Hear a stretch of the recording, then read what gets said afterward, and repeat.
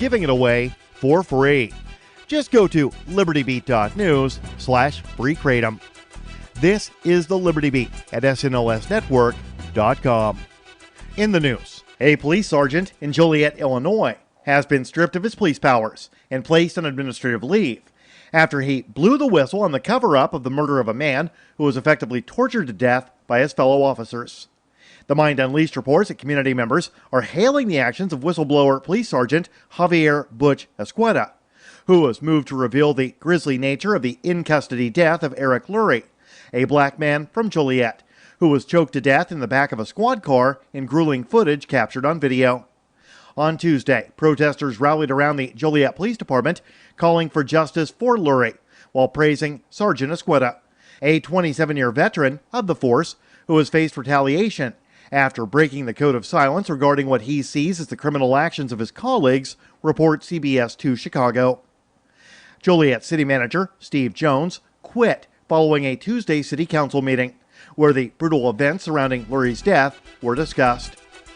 Ever wonder where we find all the news to report right here on the Liberty Beat? Visit snls.news to get the world's most censored media published all in one place.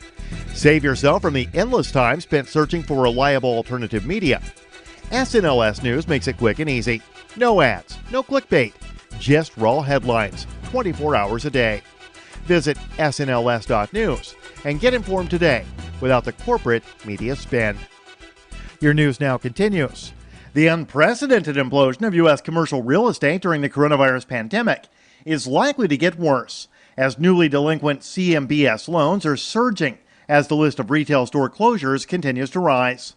TREP's June CMBS remittance report showed CMBS delinquencies hit a high of 10.32%, not seen since 2012. It was noted that the retail CRE loans were in rough shape. Many retail shops are heavily indebted. Some have already declared bankruptcy, while others are quickly shrinking their operating size by reducing store footprint to rein in cost as the virus-induced recession, blended with a plunge in consumption, along with a shift to online, is resulting in a rapid acceleration of the retail apocalypse. Coresight Research's latest forecast has upwards of 25,000 retail stores that could close by year-end. Major defense firms have for years, especially since the post-9/11 so-called war on terror, raked in billions of dollars in lucrative and very often wasteful government contracts, are begging the federal government for more COVID-related stimulus. Activist Post reports that ultra-wealthy CEOs of the major defense contractors are citing the potential for record job loss among their massive workforce, though it's likely few among the American public will sympathize with the idea of bailouts and taxpayer handouts to names like Lockheed Martin or Raytheon. Brazen and unbelievable as it sounds, Bloomberg on Wednesday reported that CEOs of major defense companies, including Lockheed Martin, General Dynamics, Boeing, and Raytheon, urged the Pentagon's acquisitions chief and the White House's acting budget director to press for stimulus money, as the Senate is poised to consider another rescue package to ease damage caused by the coronavirus pandemic. Support for the Liberty Beat is brought to you by the Homestead Guru. The Homestead Guru is an educational website offering tips, tools, news, stories, and commentary on everything homesteading. Topics include green homes, gardening, animal husbandry, do-it-yourself, home remedies, alternative energy, survivalism, unschooling, and more. Those details are found online at thehomestead.guru. This is the Liberty Beat, powered by the SNLS Network at snlsnetwork.com. I'm Mick Murrow, reporting for the Liberty Beat, reminding you, spread liberty with a smile. In a dramatic scene last night, a coalition of the nation's damaged women staged a drunken, tear-soaked march on the Capitol just after 2 a.m. Jane Carmichael has more. Thank you, Brooke. The damaged women began their protest yesterday afternoon, marching on the National Mall at about 4 p.m., and then marching away furious, saying they were done with Congress once and for all. But then they came back again late last night, insisting that someone in Washington listen to them for once. The late-night protests started with tearful apologies, but quickly moved to anger as marchers demanded that Congress pass a bill making it illegal to say you love someone and then up and leave as soon as there's one little problem. Why are you ignoring us? Stop ignoring us! Why don't you hear me when I talk to you? Wipe the smirk off of your face. No, come back! Come back, because we think that we want you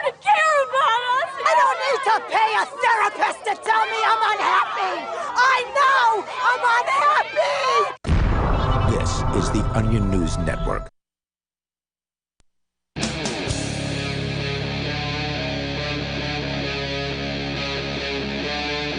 Free Talk Live.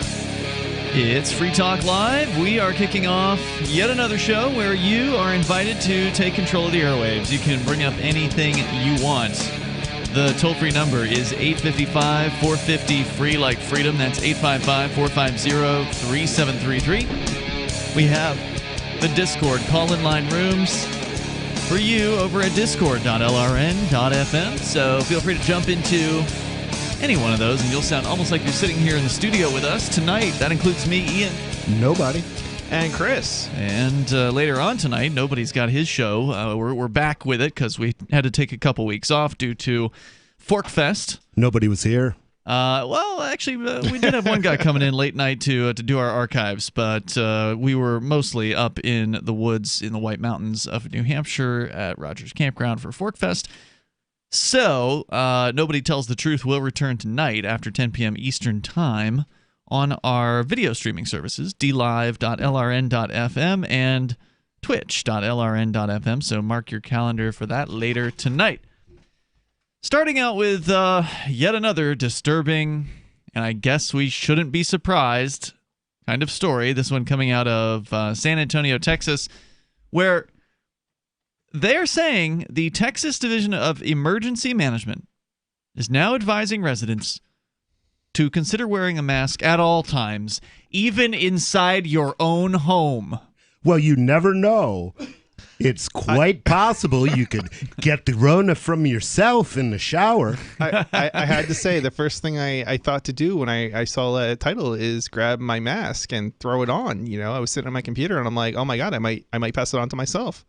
What, you already saw this I this might story? be a danger. I saw the headline and I thought I might be a danger to myself. Well, now you are one of the three studio hosts here tonight who actually has worn a mask. Oh yeah, I wear a mask all the time actually. The time? Not all the time, but because I haven't seen you with it very often these days. So all the time. I mean, I'm frequently wearing it. Okay, but I'm not wearing it all the time. When is it when you are commonly seen wearing it? Is it when you go to stores? Yeah, usually when I go out. Anytime I go out and I'm not either eating or doing a show or something of that nature. Where do you wear it in the car? No, not to protect myself or anybody else, because that just doesn't make any sense. No, it doesn't seem to make sense. No. But I will put it on before I go out, so I will frequently be driving with my mask on. Well, Chief it's Nim easier. Kidd is this person's name. He says, "You're not going far enough, Chris." He said the community has paid attention and done well outside of their homes, but it's not enough. He said, quote, "We still need people to wear the mask out in public. We still need people to keep social distance and isolation. Ryan, the one thing I want to try to get across today is we need to do that when we're in our homes also. As you know, I'm a lifelong San Antonian, grew up there, worked there for many years, and I know how many multi-generational families that we have. While we believe the community is doing a great job of following the rules when they're outside the home, we really need to be thinking about doing the same thing when we're inside the home," he said. Kidd said the state is seeing an influx of cases throughout recently, and it should serve as a reminder that no one is immune from the disease.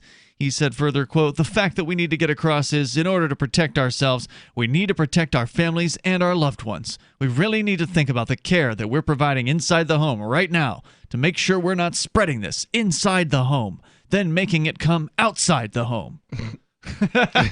Wow. Okay, so I mean, the whole reason to wear a mask is to reduce the spread, but it doesn't mean you have to eliminate it entirely. That really it should be to basically get the R naught down below 1. So I mean, I don't know where it's at now, but certainly I don't either, and honestly, I don't care. Because I'm not concerned with the spread of COVID-19. It doesn't seem to be particularly deadly to me. I don't see people dying in my life, left or right, anywhere, as a matter of fact, for that matter. I think it's way blown out of proportion. And this is just this is the cherry on the S cake here that the government has been cramming down people's throats. Now they're saying you should be wearing masks inside your home. So make sure you keep the mask right at hand next to your shower. So when you step out, I mean, unless they're going to say you should wear it in the shower. Wait a minute. That's not wearing it all the time, though. You should be wearing it, and you need to get one of these waterproof masks. I don't even know where you get one. But. And I guess, you really ought to be, I mean, if you want to be the ultimate and cautious, you shouldn't be sleeping with anybody anymore. Oh, definitely we not. need to make sure we separate all couples. Chris, you're going to need to separate from your partner. You're going to have to go into different rooms. If you've got a wife or a husband, I'm sorry, just you need to go ahead and get them out of your room, and because you don't want to be in a bed with somebody even if they've got a mask on. I mean, that's risky. Oh, absolutely. There's risk involved. I mean, isn't it scary out there? Although kids shied away from saying residents must wear masks in their home, he said it needs to be heavily considered. In the interview, he cited how some people may be going out for holidays or parties, but not considering what they may be bringing into their homes. So this is kind of interesting because I'm going to be going away next week. Where are you going? And visiting somebody who is got very serious immune disorder, could die regardless of whether or not the whole COVID-19 thing happened. And honestly, I'm basically going to be keeping my distance for about a week, and then we're going down.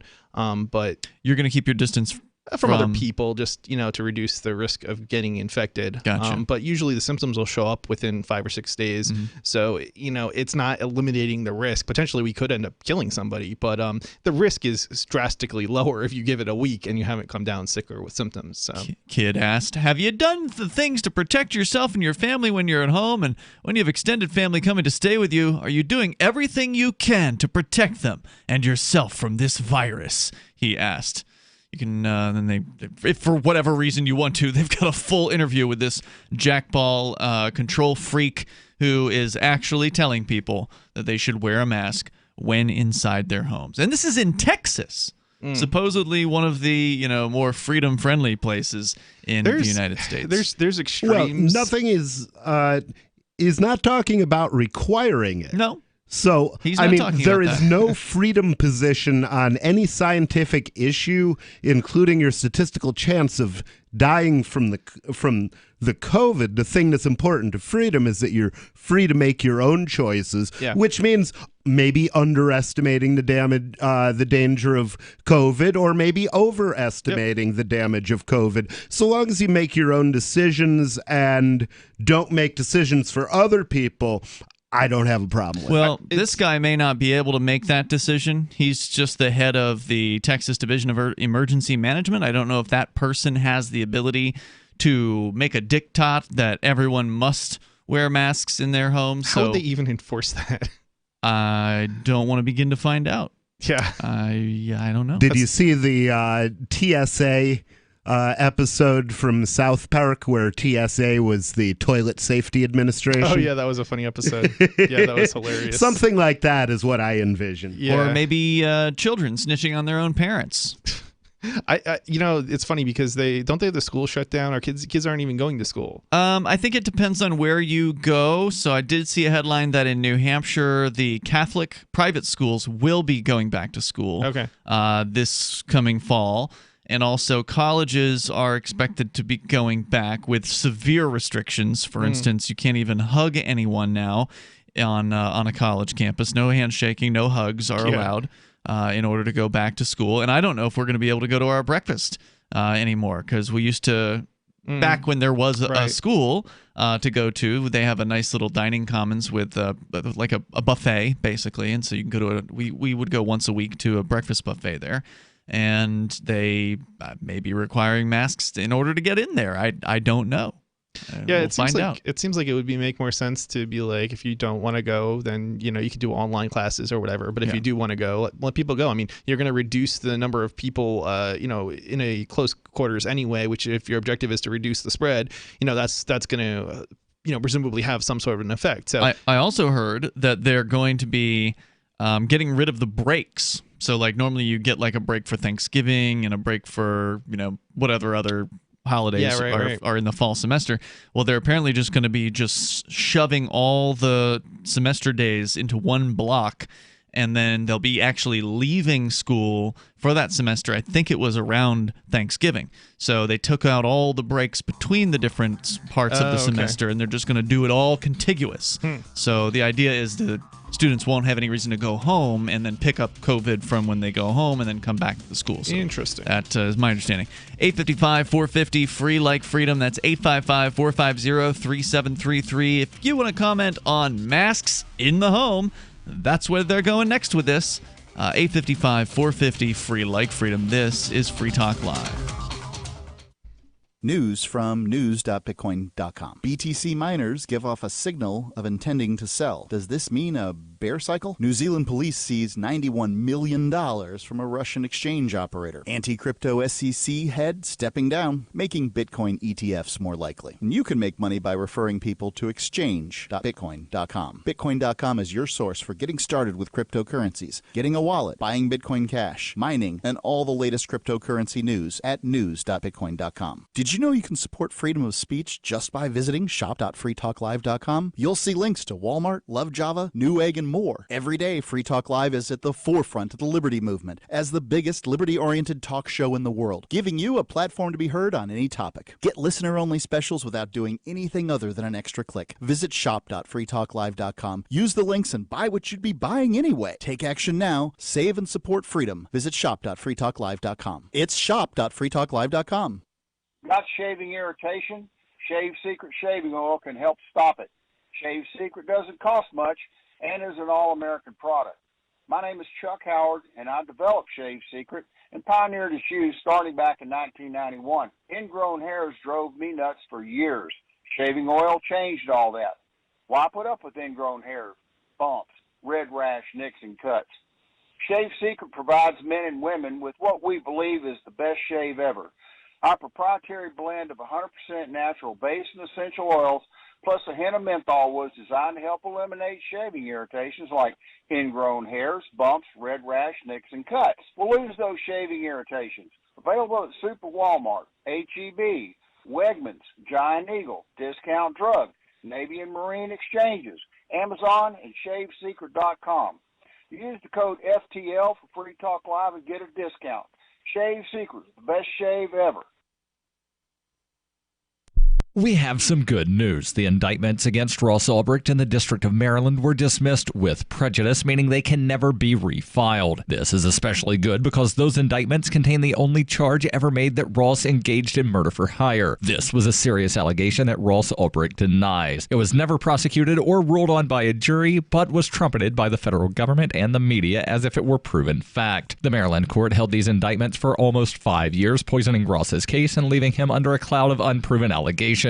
As explained in Ross's appeal to the Supreme Court, the fact that the judge used these allegations to give Ross a draconian sentence of double life without parole violated his Sixth Amendment right to a jury trial. Judges are required to issue sentences based on convictions decided by a jury, not unproven allegations never even charged at trial. Although this is a positive development, the dropped indictment will not set Ross free. Now, a presidential pardon is Ross's only hope of freedom. Sign the petition at freeross.org. freeross.org.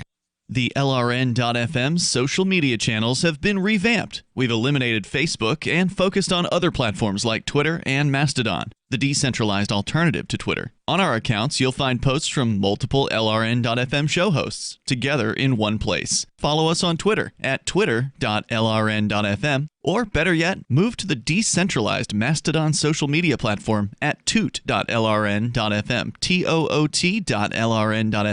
I think you'll like it. Is oral health important to you? If you don't like your own teeth, fresh breath, or kissing people, then by all means stop listening. Several years ago, I met Jessica Armand, founder and CEO of My Magic Mud, and I became passionate about the product that she created and never want to live without it. It's clinically proven to whiten teeth, but I find it does much more. They want you to love My Magic Mud as much as I do, so they're giving you a money-back guarantee plus 20% off. Go to mymagicmud.com and use coupon code FTL20 at checkout. mymagicmud.com, FTL20. Love what we do? Please help support our international satellite channels at patreon.lrn.fm. That's patreon.lrn.fm.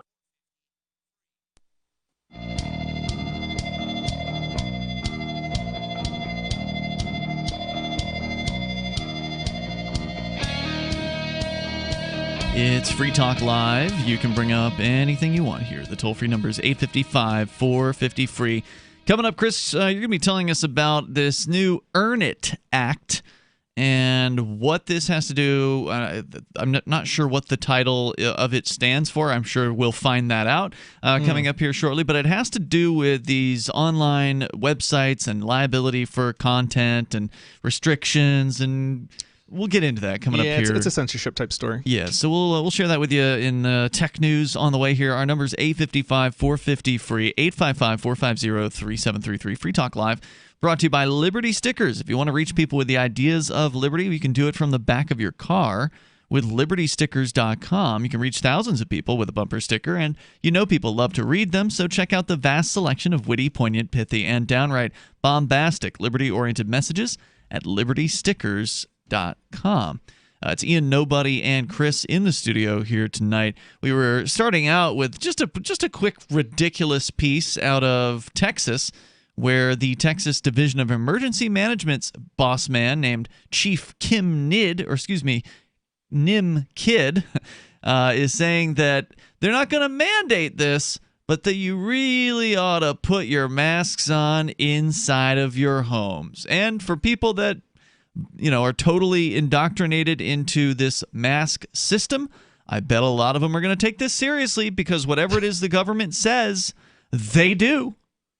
And so it's not a mandate, but there's all kinds of people wearing masks out there who have not been mandated to wear them. In New Hampshire, there is not a mandate to wear a mask, but yet when you're out and about, it is not uncommon to see people. Now, there's still plenty of people without them, but now that still doesn't bother me. Nobody's mask has ever harmed me. Correct me if I'm wrong, but there is a mandate when you go into different sorts of places, correct? Not here. Not in New Hampshire. A business may make a mask mandatory, although that's somewhat illegal, because not in New Hampshire. There is never a legal requirement to people wear masks. Massachusetts, there in is. New Hampshire. No, not on the people, but on the businesses. I thought there was some sort of liability. There's a mandate that you must wear masks inside of businesses or in any public place where you can't socially distance, supposedly, as I understand what's going on down there.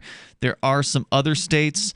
I believe New Jersey did just pass a restriction that mandates that businesses be the enforcers on this. Okay. So, yes, there are some states, from what I understand, that are doing a total crackdown on this. Most of the businesses that I don't want to say most of them, but a lot of businesses that I'm seeing have something about, like, if you go to get a haircut, they ask that you put a mask on. They're requiring it in some fashion. There are some businesses that are that's requiring entirely, voluntary on the business's part, but I was under the impression that even in New Hampshire that they were implying in some fashion.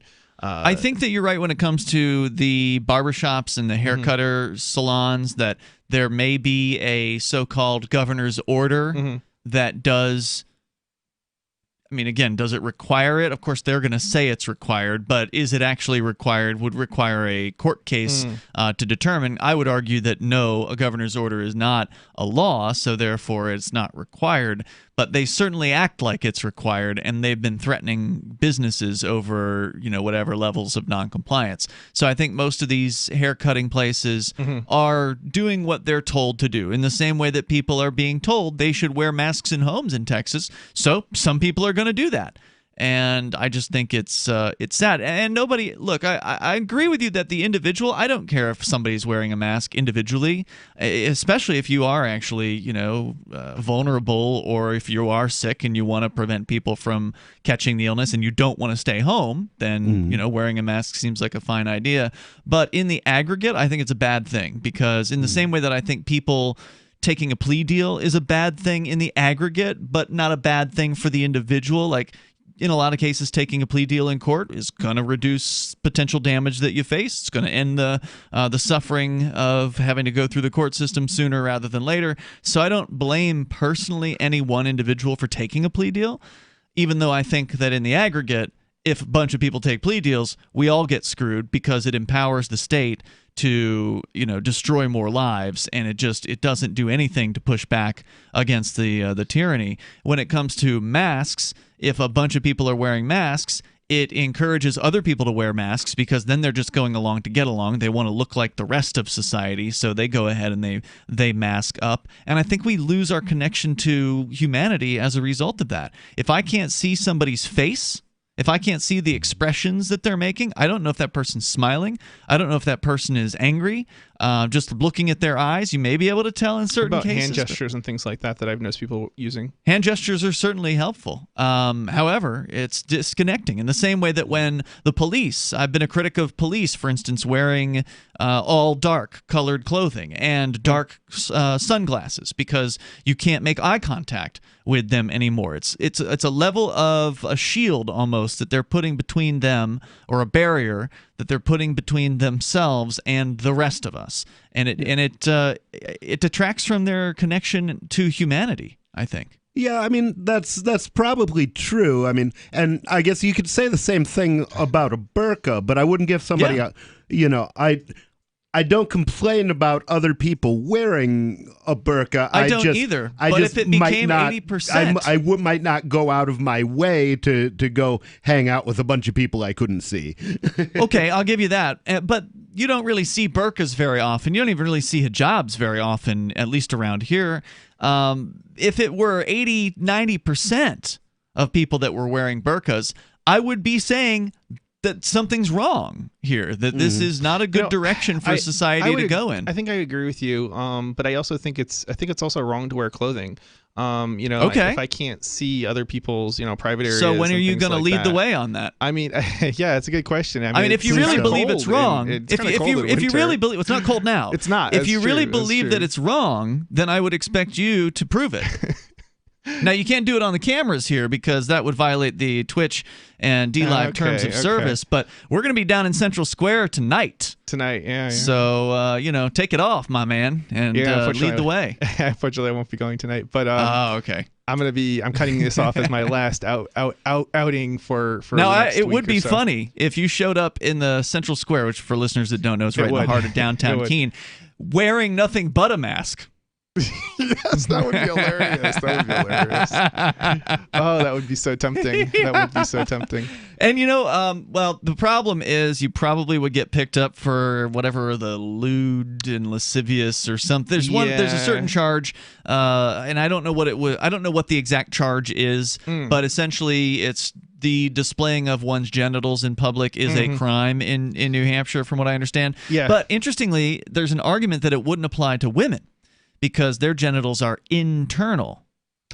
That is very interesting. Yeah, I don't know if anyone's ever made that argument anywhere. Most women don't want to strip down in public anyway. There was the beach incident with the women. I forget yes, I'm trying to think what that. But that was only toplessness, though. It wasn't full nude. But they did say something like women and men are the same, or I don't know. They said something that was absolutely absurd.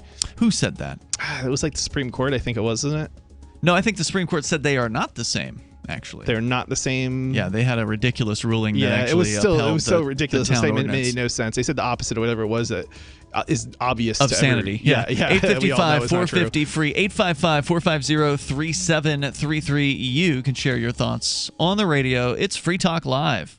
The next generation wallet is coming from Divvy. In just a few taps, you'll be able to send, earn, spend, and exchange digital money in seconds. Send money around the globe with only a swipe. Instantly exchange between Divvy, Bitcoin, and fiat right in the mobile app, and withdraw directly to your bank account. Divvy already offers the first one-tap solution for earning passive income with crypto. Multi-tiered masternodes allow everyone to partake in the network. Visit DivvyProject.org. DivvyProject.org. Do you want more businesses accepting Bitcoin Cash and Dash? Now with AnyPay, you earn passive income for every purchase at those businesses. Finally, a financial incentive to spread Bitcoin Cash and Dash. You made it happen, so you receive the rewards. Download the AnyPay Cash Register app and add your cryptocurrency wallet addresses. Then install it at a real-life business and tell us what you did at AnyPayInc.com. AnyPayInc.com. A new study finds most high school graduates are woefully unprepared for high school, and a bag of flour has a slave auction on its front. This is the Onion Week in Review. This week, Secretary of Labor Thomas Perez unveiled plans to boost the nation's struggling job market by giving every unemployed American a self-serve yogurt shop, saying that the frozen yogurt business model is robust, profitable, and that they've pretty much exhausted other options. Perez explained that owners will be responsible for stocking their own topping bars with items such as Oreo crumbles, minced kiwi, cashew chews, and gummy bears. Estimates indicate the country will need to increase daily consumption of frozen yogurt by approximately 2.3 gallons per person in order for the new stores to remain solvent. And in this week's local news, something is apparently going on between a mom and her friend. In other news, Taco Bell warns its employees against ever exposing their skin to its food. A sad man tears 2 bananas off of a larger bunch, and a new report finds everything you've ever wanted has been right in front of you all along. This is the Onion News Network. There are basically 2 types of advertising: direct response and branding. Radio's great for direct response with its low cost to listener ratio, but audio can't be beat for branding, which is a longer term endeavor. You want to be the first thing that someone thinks of when they think about your product or service. If you have a local business that you want kept top of mind in your community, call the station. If you need national reach, Free Talk Live's got around 200 radio stations, millions of monthly listening sessions, can suit all budgets, and if we don't think we're right for you, we'll tell you. Email me, mark@freetalklive.com. There are lots of ways to listen to Free Talk Live. Our podcast has been around since podcasts began, and now the FTL feed is loaded with content besides our full show archives. Did you know that we make it easy for you to customize your podcast subscriptions? We have different feeds, one that includes only our full shows, one with just the Daily Digest, and our main feed that includes everything. You decide what you listen to. It's quick and easy to customize your feeds at feeds.freetalklive.com. That's feeds.freetalklive.com. Excuse me, is this where I get a license to start a new business? I wouldn't be hasty. You have to get a license to go out of business, too, you know. Oh, well, look, I've invented this little anti-gravity machine, see? Oh, is that why you're walking 2 inches above the floor? Oh, yes, it's very comfortable. It saves on shoe leather. Yeah, well, you have to fill out these forms and report to the Human Services Department of Manpower Orientation and register with the Fair Employment Practice Commission, the Wage and Hour Division of the Employment Standards Administration, the State Sales and Income Tax Division, the Internal Revenue Service, and the Social Security Administration of the Department of Health, Education, and Welfare, and, of course, OSHA. OSHA? I thought that was a little town in Wisconsin. You'll find out. Say, floating around like that could be dangerous. Have you checked with the Consumer Product Safety Commission? Well, not yet. Come to think of it, you actually are flying, aren't you? Look, you need to go over to the Federal Aviation Administration and the Transportation... It's very hard to get anything done these days if you're in business, but free enterprise built this country. Think what could happen if we don't keep it free. A public service of this station and the Center for the Defense of Free Enterprise, Bellevue, Washington. Besides, we just can't have people floating about unregulated, you know. Now you can follow LRN.FM on the decentralized Mastodon social media platform at toot.lrn.fm, toot.lrn.fm.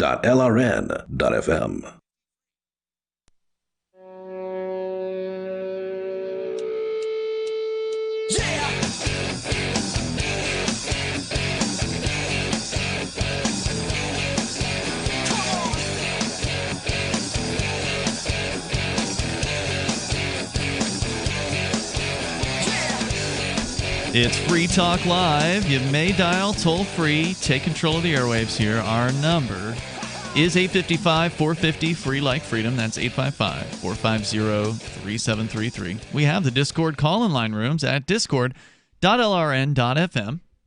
And you can also join us online anytime you want over at freetalklive.com.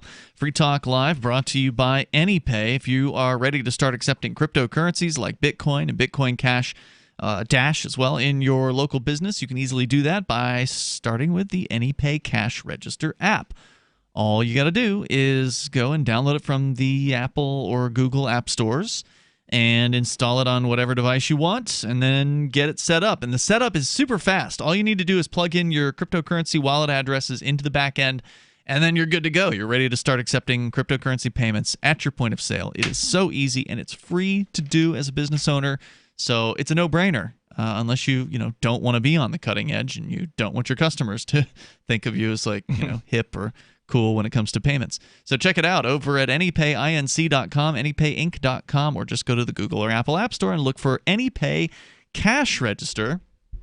Were we talking? Yeah, we were talking about public indecency on the air, because we were also talking about it off the air here, and I did pull up the statute. The Section 1 is a person, this is in New Hampshire, RSA 645:1. A person is guilty of a misdemeanor if such person fornicates, so has sex, exposes his or her genitals, or performs any other act of gross lewdness under circumstances which he or she should know will likely cause affront or alarm. And what we were just discussing before we came back on the air is, I'm not a legal expert or anything like that, so I don't know what the standard is as far as you've got three separate things here, right? Yeah, Fornication. A language problem as well as just a legal Yeah, it's issue. confusing. So you got these three things that are separated by commas. Fornication, exposure of genitals, or performing any other act of gross lewdness. And then there's the rest of it, which says, under circumstances which he or she should know will likely cause affront or alarm. So the question is, does that last part also apply to fornication and exposure of genitals? Does it mean that exposing your genitals under circumstances in which you should know will cause affront or alarm is what's illegal? Or is it just plain old exposure of your genitals under any circumstances? It seems like this would be overly broad too, like just beyond, I don't know. It's just like, it seems overly broad. I mean, if you, something you should know. What does that mean? I mean, you could interpret that in. I mean, what I think it should be is not the same thing as what the judge will. Right, what the judge is going to think it should be. Say some girl has a crazy crush on you. You know that if you have sex with somebody else, it may cause her affront or alarm. That's true. Yeah. Does that make it illegal? It shouldn't. I mean, that seems kind of absurd. I mean, this is the whole point of having laws, is so that we all know what is, written down, is so that we all can know what is or is not allowed. But it doesn't help. But it doesn't help if you put in something that then we all have a different opinion on. And then the rest of the indecent exposure and lewdness statutes are about doing things in front of young people.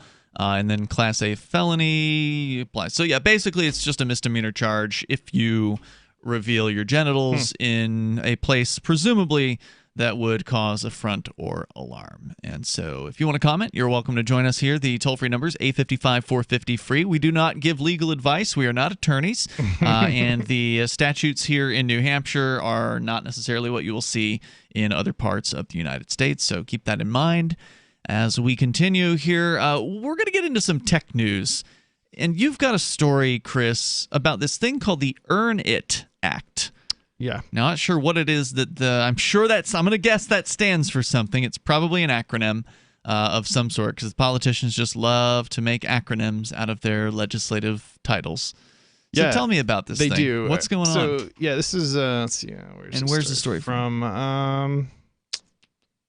Press release, free and open internet, and FP, it looks like. FP? FP, Free Press, I think. Okay. So the title of the story is Senate Judiciary Committee passes controversial Earn It Act. So this is from July 2nd. So on Thursday, the Senate Judiciary Committee passed an amended Earn It Act, paving the way for floor debate in the full Senate. And this is spelled Earn It, E-A-R-N-I-T? Yeah, E-A-R-N-I-T. Okay. That's right. Though the bill has changed substantially since its early drafts, Free Press Action. Okay, so it was Free Press Action is the full title, I guess, of where it's the source. Continues to raise serious concerns about the legislation.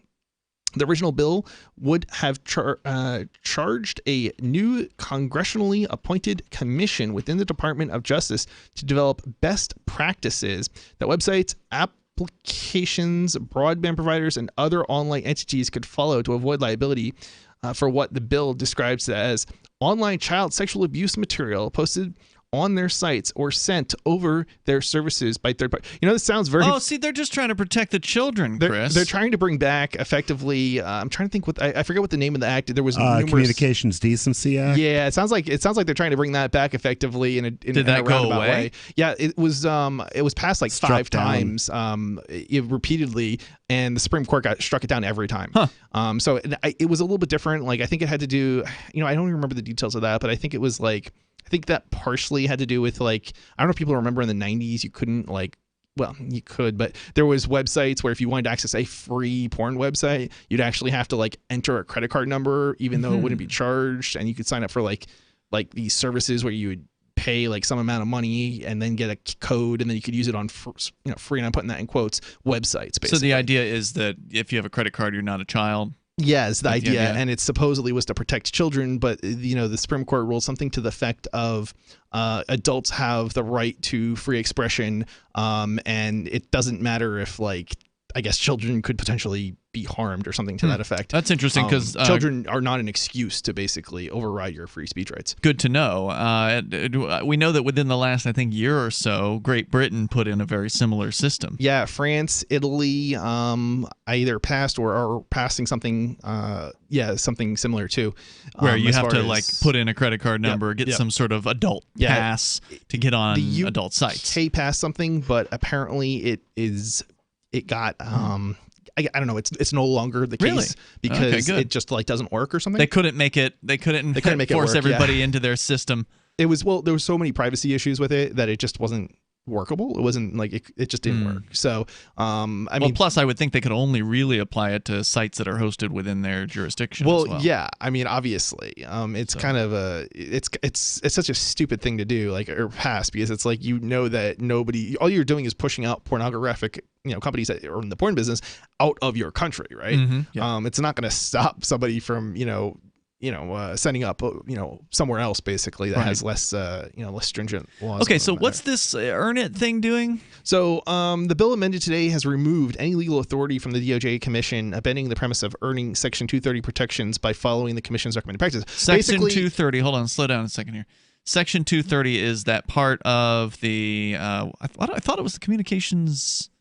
Is it not the Decency Act? What was it part of? I want to say DMCA, but I don't think that's it. I don't think it was a different act. No, basically, it eliminates liability for service providers and telecommunications Yeah, it was companies. the Communications Decency Act. So that must still be in place. Yeah, maybe only parts of it were overturned? Probably. Yeah, I think that's exactly what it was. It was only some of it was overturned, not all of it. Because we've talked in, I would say, a great amount of detail over the last few years at different points about this Communications Decency Act Section 230, which ostensibly allows businesses like a YouTube, for instance, to allow its users to post content and not have liability for any sort of slander or whatever info, whatever violative content might be in there. More or less, there are some exceptions, I believe, to that. But basically, basically no business, no service provider could operate without this act, correct, or this part of this act anyway. Not any service provider that allows users to post content, whether that be a site like a YouTube or whether it be a site like the Free Talk Live forum. Well, even your internet service provider couldn't operate. 855-450 free, and that's what this Earn It Act is going to be addressing, and it's going to make things worse, as I understand it. So we'll tell you about it coming up here, and you can share your thoughts as well. This is Free Talk Live. Hi, I'm Dan Pilla. I started fighting the IRS over 40 years ago when they tried to seize my mother's house. I sued the IRS and won. I beat the IRS then, and I've been beating them ever since. I wrote the book on tax debt settlement, and I've helped thousands of people deal with tax problems they thought might never be solved. I can help you too. If you owe taxes you can't pay, don't wait another day. There's no such thing as a hopeless tax case. Call 800-34-NO-TAX or go to my website, danpilla.com. That's danpilla.com, danpilla.com. Attention radio listeners, have you ever wanted to be independent of the utility companies and actually generate your own supply of off-grid electrical power? If so, this is going to be the most important message you'll ever hear. Here's why. A limited number of solar-powered backup generators are back in stock and now available. These emergency backup systems provide life-saving electrical power when you need it most. And unlike gas generators, a solar generator runs quietly, emits no fumes, and produces an endless supply of free electricity from the sun. It's like having an electric power plant running silently, secretly in your own home. Run sump pumps, shortwave radios, computers, even keep food from spoiling. Go to mysolarbackup.com to learn more. That's mysolarbackup.com. Supplies are still limited and are available on a first-come, first-served basis only. mysolarbackup.com. Have you ever thought about turning your Glock, XD Family, or 1911 handgun into a semi-automatic carbine? It only takes about 30 seconds. The MacTech Carbine Upper is classified as an accessory and can be delivered right to your doorstep with no FFL or background check required. It's the world's most versatile pistol accessory. Build your custom upper today. Simply go to handgunconversion.com. That's handgunconversion.com. Why did you move to the Shire? I moved here to the Shire because there's other people around who take liberty just as seriously as I do. I moved to the Shire because I saw videos of people challenging authority and thought that I could get support myself. It called to me, like, do this right now. I wanted to be around people like me who got it. And once I got here, I knew there was nowhere else that I wanted to be. I've always wanted to change the world. So I moved to the Shire to join people who were actually working towards doing the same thing. The people here are awesome, loving, and positive. It was for the adventure and for the feeling of something important is happening here. And I just wanted to come to sort of be part of that. Visit ShireSociety.com to read and sign the Shire Society Declaration and learn the reasons why, if you love liberty, you should immigrate to the Shire. Plus, connect with others via the forum at ShireSociety.com. That's ShireSociety.com. What if you want to hear the latest episode of Free Talk Live, but all you have is your phone, you forgot to download our archive, and you have no data connection? You can call our Listen line at 641-793-0191. That's a long-distance number, so you may incur charges. If not, listen as long as you want. 641-793-0191. The Free Talk Live Listen line, 641-793-0191. Looking for a great real estate investment? Consider New Hampshire, which is ground zero for the Liberty Movement. Your first call should be to Mark Worden from Porcupine Real Estate. He's more than just a real estate agent. He's your New Hampshire concierge. Where are the best places to live? Do you want farm, city, the burbs, or forest? Do you want a duplex or multifamily building so that renters pay your mortgage? There are homes in all price ranges in New Hampshire, and Mark can help with financing too. Invest in liberty and property. Mark Worden can help. PorcupineRealEstate.com. This is the Liberty Radio Network, broadcasting the latest liberty-oriented audio content 24 hours a day at LRN.FM.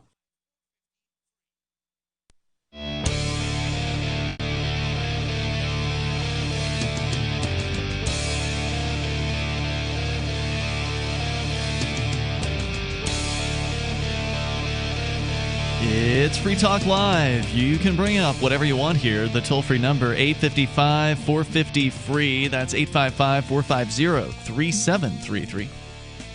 And you can take control of the airwaves. We've been talking about this new Earn It Act. Now, I don't really get too excited about legislation until it actually is passed. So this thing is actually only passed a Senate Judiciary Committee, but it does give you an indication of what some of these people are thinking and what some of these control freaks in Washington, D.C. would like to do to you and your website. If you are a webmaster who or a company that is allowing users to post content on your website, like any forum does, or any YouTube-style video sharing site, or anything that lets users, just comments on a blog post or something like that, that they're going to try to make it so, or at least this is my understanding, and without having personally looked at the story, you're telling us about it now, Chris. They want to undo Section 230 of the Communications Decency Act is the way it's sounding, which would make it so, if that were undone, that companies would then become liable for their users' content, which means that they will just shut down any kind of user-created content from that point There'd forward. be a lot more censorship, basically. Yeah, and if you want to comment on this, you're welcome to join us here. The toll-free number is 855-450-FREE like freedom, 855-450-3733. By the way, tonight, it's Ian. Nobody. And Chris. So tell me more about what's going on, Chris. So so originally they tried to pass laws effectively that were like forcing companies to add backdoors and break encryption or use weaker encryption, things of that nature. When that failed, this is basically what resulted, and they tried to go about or go in a roundabout way, enabling this committee. Originally, the Judiciary Committee. No, they were going to create like it was like its own. I don't know exactly what type of committee, but it was going to create this committee that basically the guy, I think it was a Barr, I forget who exactly it was, but he would be on, who was proposing the laws to add backdoors and things. Mm-hmm. Anyway, he would be on it, and he would basically, rather than pass a law that specified exactly what had to be done, it would be basically created through rules that were written by bureaucrats. The committee. Yeah, right. By this committee, effectively. Right. And so they were going to try and basically shoehorn in new law without actually writing the law, at the congressional level. Slimy. Very slimy. But that apparently that didn't this was apparently that part of it was defeated. That part of the way they were going to do it. So now they're making some changes to it. They got a new approach. They have a new approach. It's still bad. Oh, Still terrible. The amended bill has lessened but not eliminated the threats to free speech and encryption tools by both abandoning the attempt to give the commission decisions the force of law. It's kind of weirdly worded. And by adopting an amendment from Senator Patrick Leahy of Vermont to ensure that deploying cybersecurity tools like encryption does not give rise to additional liability for companies. So they were basically suggesting that if you add encryption, you would be liable for the contents that you don't even know about of your users. That's insane. Yeah. You're saying they took that out? Yeah, they took that out. Okay. Senate Judiciary Committee members have not given up their plans to curtail or even outlaw effective encryption technology. That attempt to end encryption has now moved to the Lawful Access to Encrypted Data Act. So they haven't actually gotten rid of it. I heard about this too. Yeah. I think I had this one in my show prep. Yeah, probably, which explicitly forces companies to build backdoors into their products to enable government access. That bill will likely be considered by the Judiciary Committee in the coming weeks. As voted out by the committee, the Earn It Act now pokes hole in Section 230's liability to shield opening tech companies to federal and state civil liability, in addition to existing federal criminal liability for transmitting content that these platforms did not create themselves. So, in other words, if somebody posts, something mean about, Susie on the internet, they can be theoretically now held liable for the damages merely for being a conduit of that information. I mean, it's absolutely ridiculous. If this goes through, yeah.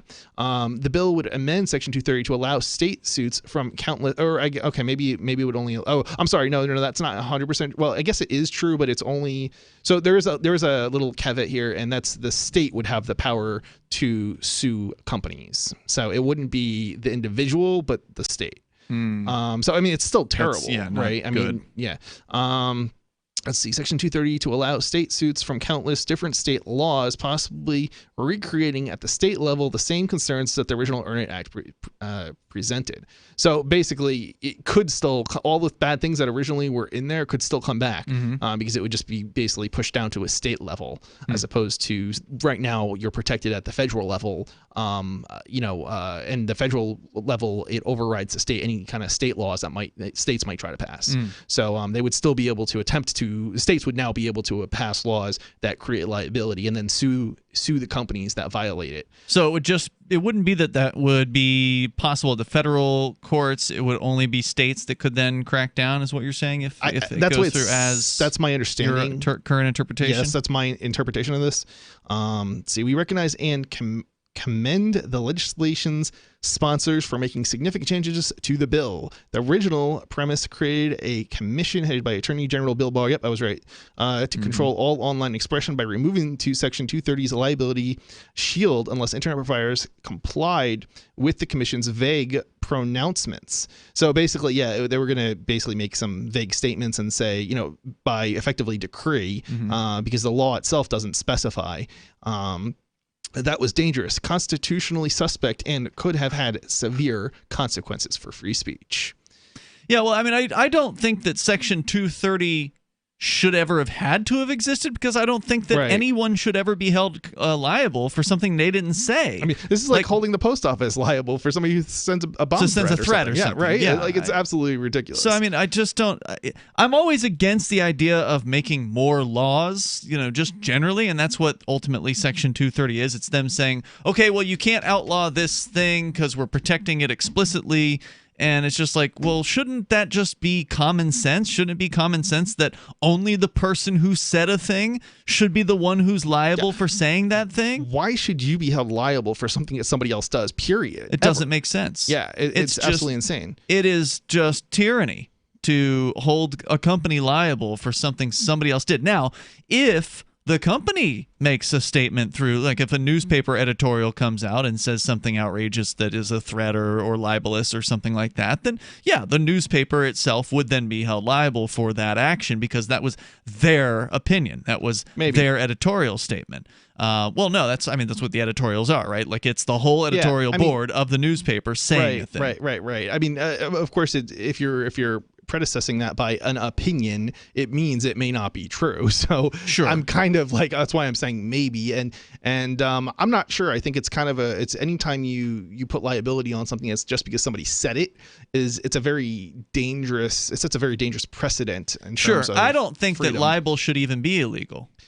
Yeah, I mean, it's not something that you want to. I think anybody should be free to say anything they want about anybody else. I don't think it matters. Yeah, it's not that you should be lying about people or anything of that nature, but it's very dangerous to put somebody in charge and say, okay, well, we're going to prosecute you for it. You hurt my business. You hurt my feelings. I've been damaged. And it's a lot worse in some places. Like the United Kingdom has some really terrible laws in this regard. The United States, there's a lot more protection, but in Thailand, if you talk bad about the king, they'll put you to death. Right. I mean, and this is the slippery slope that you go down when you start to say, okay, well, it's not okay to lie about people. Yeah, lying about people's not. It's bad. It's bad, but should it really be, a criminal? No, I would say no. And if you believe in freedom of speech, you should say that these things should be allowed. You can hold your nose and you can detest them. You can say, I wouldn't do that, or I disagree with you, or point out why this person is a liar, or why this person is doing what the things they're doing, why they're trying to drag somebody through the mud. I think bad speech is best fought with more speech. Yeah. I don't believe that it should be shut down. That's why I support people, with just terrible, awful opinions like Chris Cantwell being able to express them. Yeah, Rothbard's position was that what other people think of you is not your property. So, that's right. You don't get to control that. Yeah, and I would have to agree with that. Libel is irritating. No doubt. You become an activist, you get lied about a lot. Oh yeah, I know you've experienced it. I've experienced it. We've all experienced it. I think all three of us in this irritating. room are particularly aware of how terrible and what mean things people can say about you effectively. Yeah. Well, but also it's not the thing is the alternative is worse. Mm-hmm. Right. If you're going to force people to tell the truth, the first thing you have to do is have a centralized arbiter of what is true. That's a problem. Extraordinarily dangerous. Yeah, 855-450 free. So if this thing develops further into an even more horrible thing, or gets passed by both the Senate and the House, hopefully you'll update us. I'm sure you'll hear about it. Oh, yeah. This Earn It Act. For More sure. on the way here. If you want to share your thoughts on communications and freedom of speech, or whatever is on your mind, 855-450 free. Like freedom, you can join us. Free Talk Live. Remember when you first heard about Bitcoin? How long did it take you to realize this little project would soon change the world? Do you kind of wish you had gotten involved sooner? Well, now is your chance to be a part of the next revolution in money. Intercoin is working to finally make crypto go mainstream. It's designed to be scalable enough to support everyday payments and even elections without the state. Bitcoin was originally supposed to be a peer-to-peer cash system, the way we would all pay one another without having to trust any third party. But instead, over time, it mostly became a store of value. That's because every 10 minutes, the Bitcoin network must put all transactions into a block, and that block can only hold so much. If crypto is to become mainstream, for people to use it for everyday payments, we need a new architecture, one that is as secure as Bitcoin while being far more scalable. Check out intercoin.org to find out more and maybe pick up some of those coins for yourself.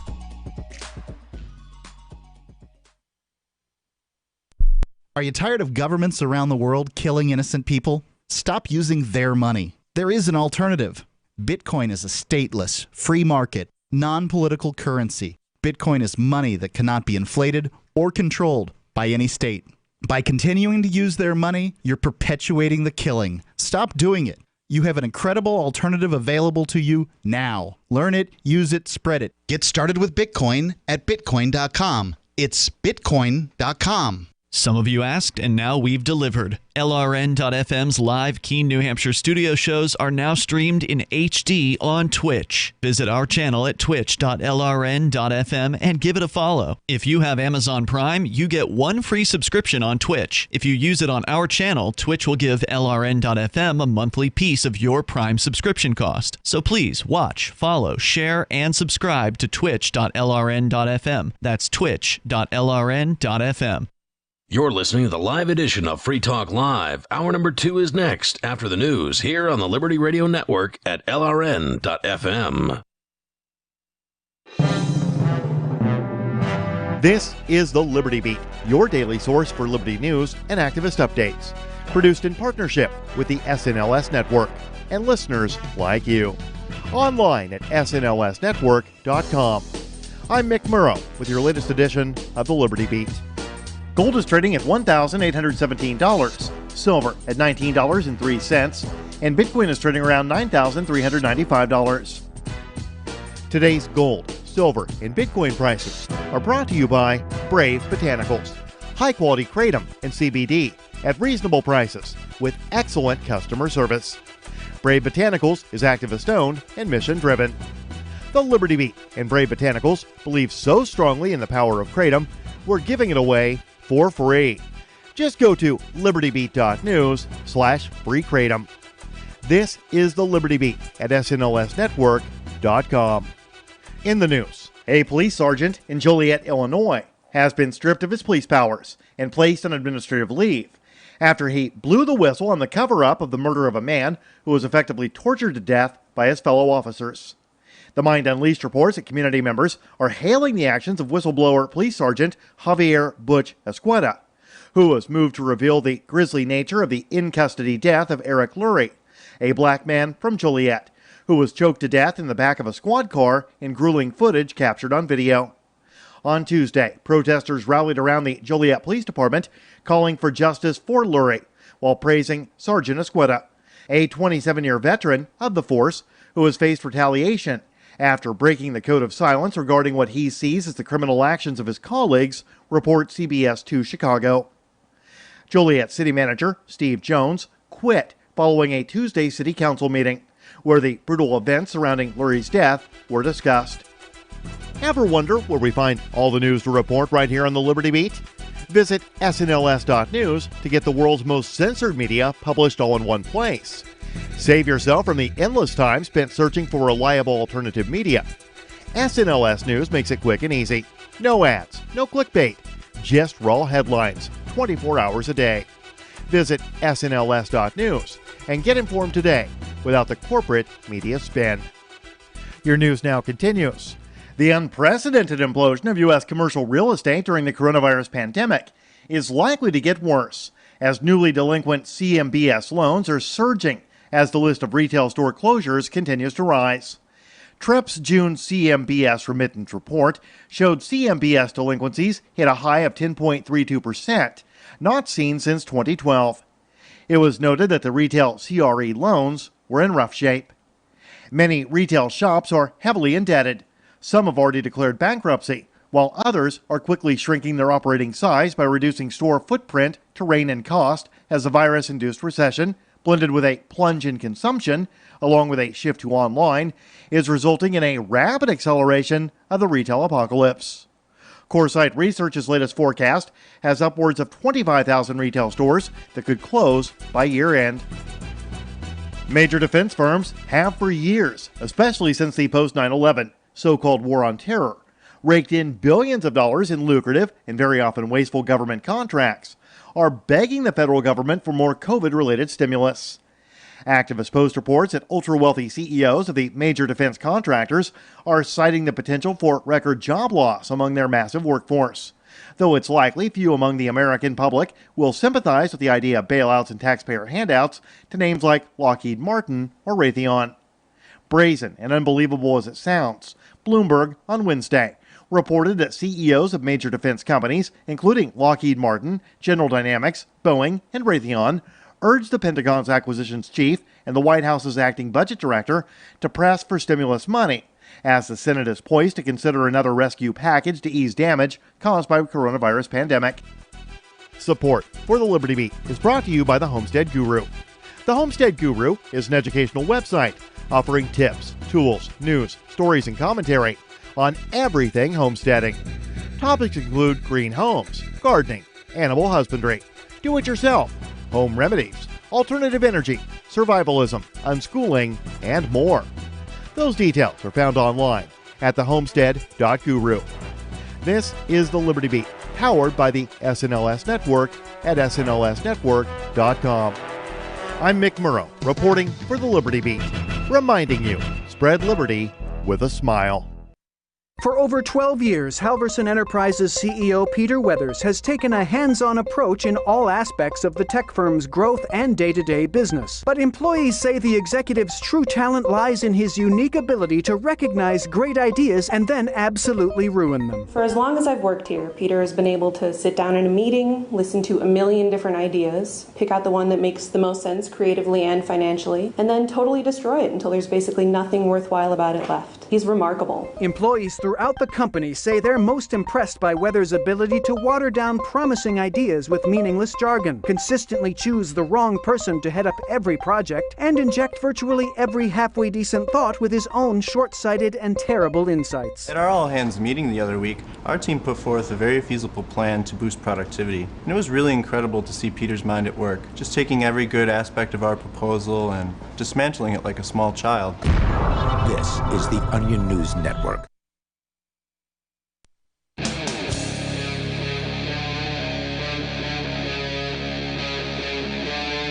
Free Talk Live. It's Free Talk Live, and we're kicking off another hour here where you can take control of the airwaves. Bring up whatever you want. Our number, 855-450 free like freedom. That's 855-450-3733. We have the Discord call-in line rooms over at discord.lrn.fm. So feel free to jump into one of those rooms there, and you'll sound almost like you're sitting here in the studio with us. In the studio tonight, by the way, you've got me, Ian. Nobody. And Chris. We are going to continue. Got some more tech-related news. We're discussing the Communications Decency Act protection, Section 230, protecting companies against liability for their users-created content. That is under fire currently in the U.S. Washington, D.C. State House, or whatever they call it, the U.S. House, I guess. And so they're coming after that. You're welcome to comment there. Or in other news, there's an update on the scam artists.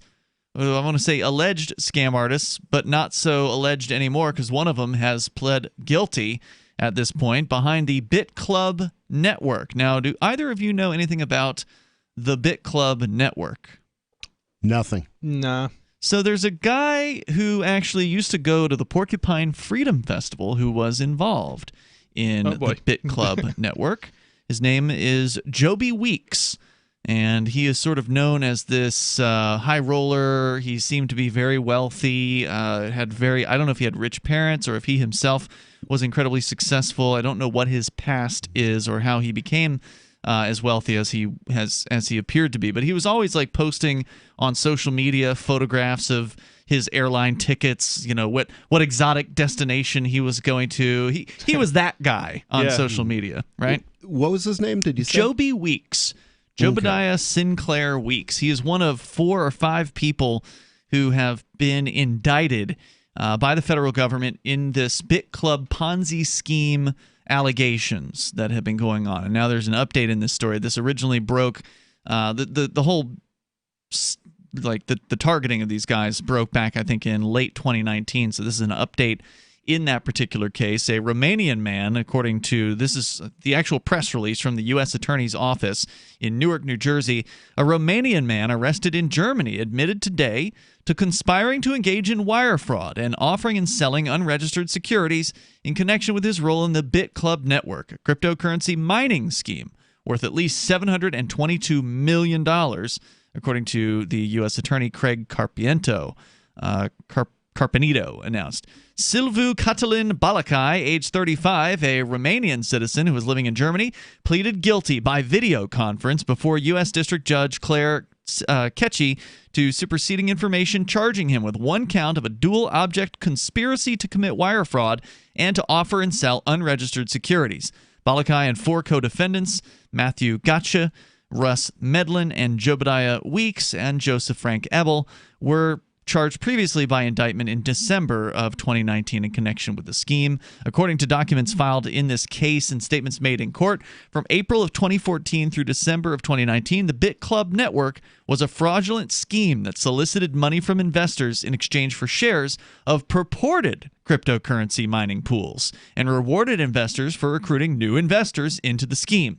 Balakai assisted two of the men in creating and operating the network and served as a programmer for the BitClub network. Now, I actually looked through the indictment on BitClub back when this happened several months ago, and there's some pretty damning stuff in there. Now, obviously, you're not guilty until, you're proven guilty, but the allegations in the indictment are pretty bad, including an actual conversation, like a chat log between some of these founders, where they literally refer to their investors as sheep, and they refer to them in some very unkind ways, and they actually admit doing a Ponzi scheme. Like, they actually use the term Ponzi to describe the thing that they're doing in their own internal conversations.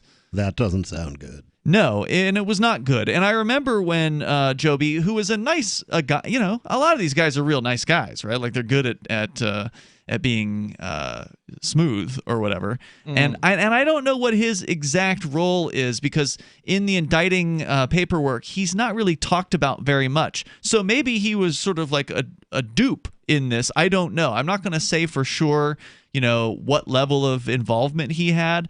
But if he didn't know he was involved in a scam, then I gotta say he's pretty ignorant. So, I mean, it came off. It sounded like a scam from the get-go, is what you're saying. Yeah, it had all the hallmarks of, oh boy, this looks like a multi-level scheme. And now that's not to say that all multi-level reward structures are scams, but they sure do. A lot of them really do reek of it. Now, usually if you're looking at something that's a multi-level marketing product or service or whatever, you need to have an actual product.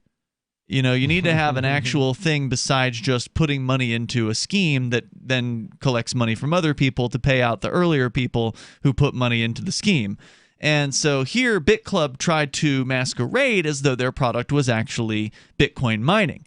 So they did have, or at least they wanted you to believe that they had Bitcoin miners. Interesting. And I think at some point some of their investors demanded to see evidence of it, and they threw together something to show them, but like they were still basically like completely fabricating the numbers that they were actually receiving from these miners. And that probably wouldn't be too difficult. No, just some programmer programs the thing to make a thing look a certain way, right? Yeah. And this was the programmer who we're talking about that just took a guilty plea in front of a federal judge. From April of 2014 through December 2019 was when this thing went on. As part of the scheme, Balakai, who's the guy that took the plea deal, and Gotcha discussed that the target audience for the BitClub network would be, quote, dumb investors, referred to them as, quote, sheep, and plotted that they would be, quote, building this whole model on the backs of idiots, unquote. The BitClub network told investors they could invest in 3 different Bitcoin mining pools. However, Balakai admitted that at no point during the conspiracy was he aware of the BitClub network operating 3 separate Bitcoin mining pools. He admitted that he, at Gotcha's behest, changed the figures displayed as Bitcoin mining earnings to make it appear that the BitClub network was earning more than what was actually being mined. For example, so they did have some sort of mining operation. It just wasn't what they were saying it was. Yeah, right. For example, in February of 2015, Gotcha directed Balakai to, quote, bump up the daily mining earnings starting today by 60%. So to jump from one day to the next. Wow. By 60%, to which Balakai warned, quote, that's not sustainable. That is Ponzi territory and fast cash out Ponzi. But sure. So he went along with it. In connection with his plea, Balakai confirmed that during the course of the scheme, the BitClub network took at least $722 million worth of Bitcoin from their investors.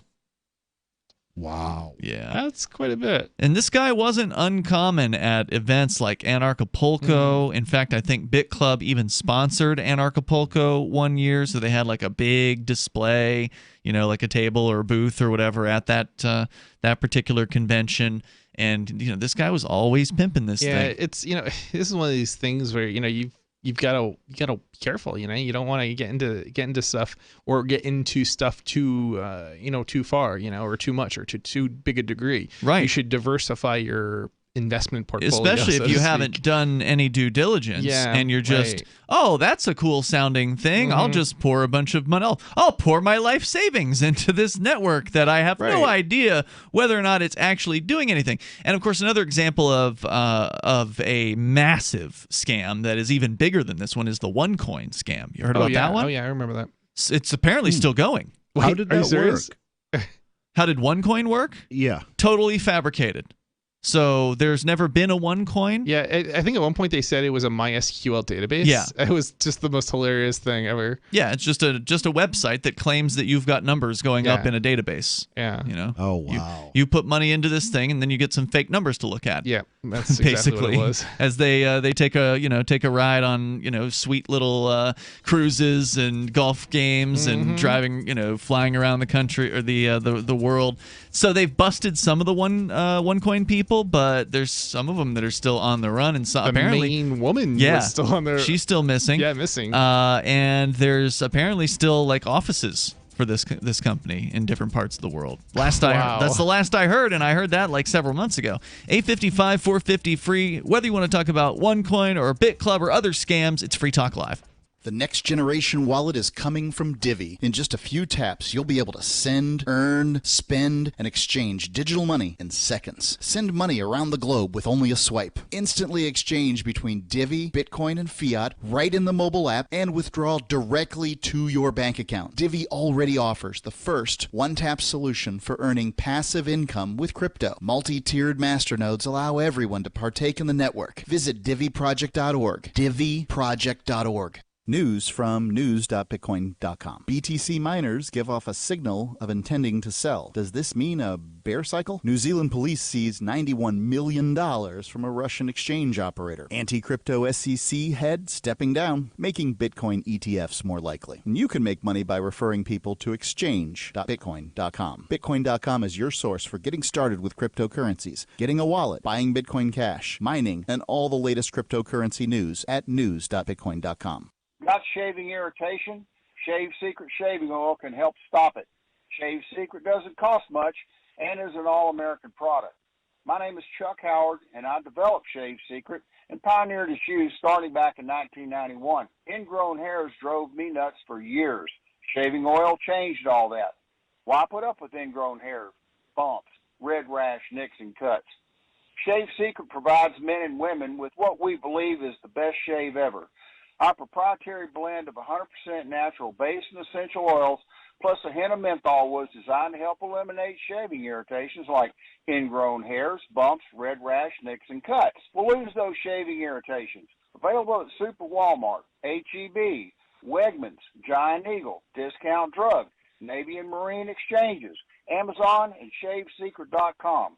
Use the code FTL for Free Talk Live and get a discount. Shave Secret, the best shave ever. So the protection of life, liberty, and property is what the Free State Project is all about. But it's an effort to move 20,000 people who understand. It's about demonstrating to the entire country that, yeah, we can have a free market, a truly free market, making it just a freer, great place to live. It's the world's largest voluntarist libertarian community, and it's only getting bigger. That's amazing, to be able to move to a place where other people passionately believe in being free and independent. What the Free State Project is managing to do, though, is to put their money where their mouth is. It's physically getting up across the country and saying, let's go someplace and let's demonstrate the power of these ideas. There's a lot of kind of philosophy that surrounds liberty. There's a lot of thinking about it and talking about it. But here in New Hampshire, people are doing it. 101 Reasons Liberty Lives in New Hampshire, a documentary by Free State Project early movers. Watch it free at 101reasonsfilm.com. 101reasonsfilm.com. So you've heard all 3 hours of the latest episode of Free Talk Live, and you're still hungry for liberty-oriented audio content? Did you know that we have another 24/7 audio stream at LRN.FM? The Liberty Radio Network airs the latest episodes of some of the best liberty-oriented podcasts on the internet around the clock. In addition to recorded content, you'll also hear live shows like Free Talk Live, originating from our Keene, New Hampshire studio. So listen anytime at LRN.FM. That's LRN.FM. So you've signed the Shire Society Declaration and are planning your move to New Hampshire to be around more liberty-oriented people. Next, sign up for the Shire Society Forum at forum.shiresociety.com. There are a bunch of people there who are already in the Shire, and they want to meet you. If you're already in the Shire physically, you should also come by the forums. Remember, not everyone uses Facebook. New people are signing up for the Shire Society Forum every month, so drop in and say hello at forum.shiresociety.com. You can sign up to receive the latest about the Liberty Radio Network via our email updates at updates.lrn.fm. That's updates.lrn.fm.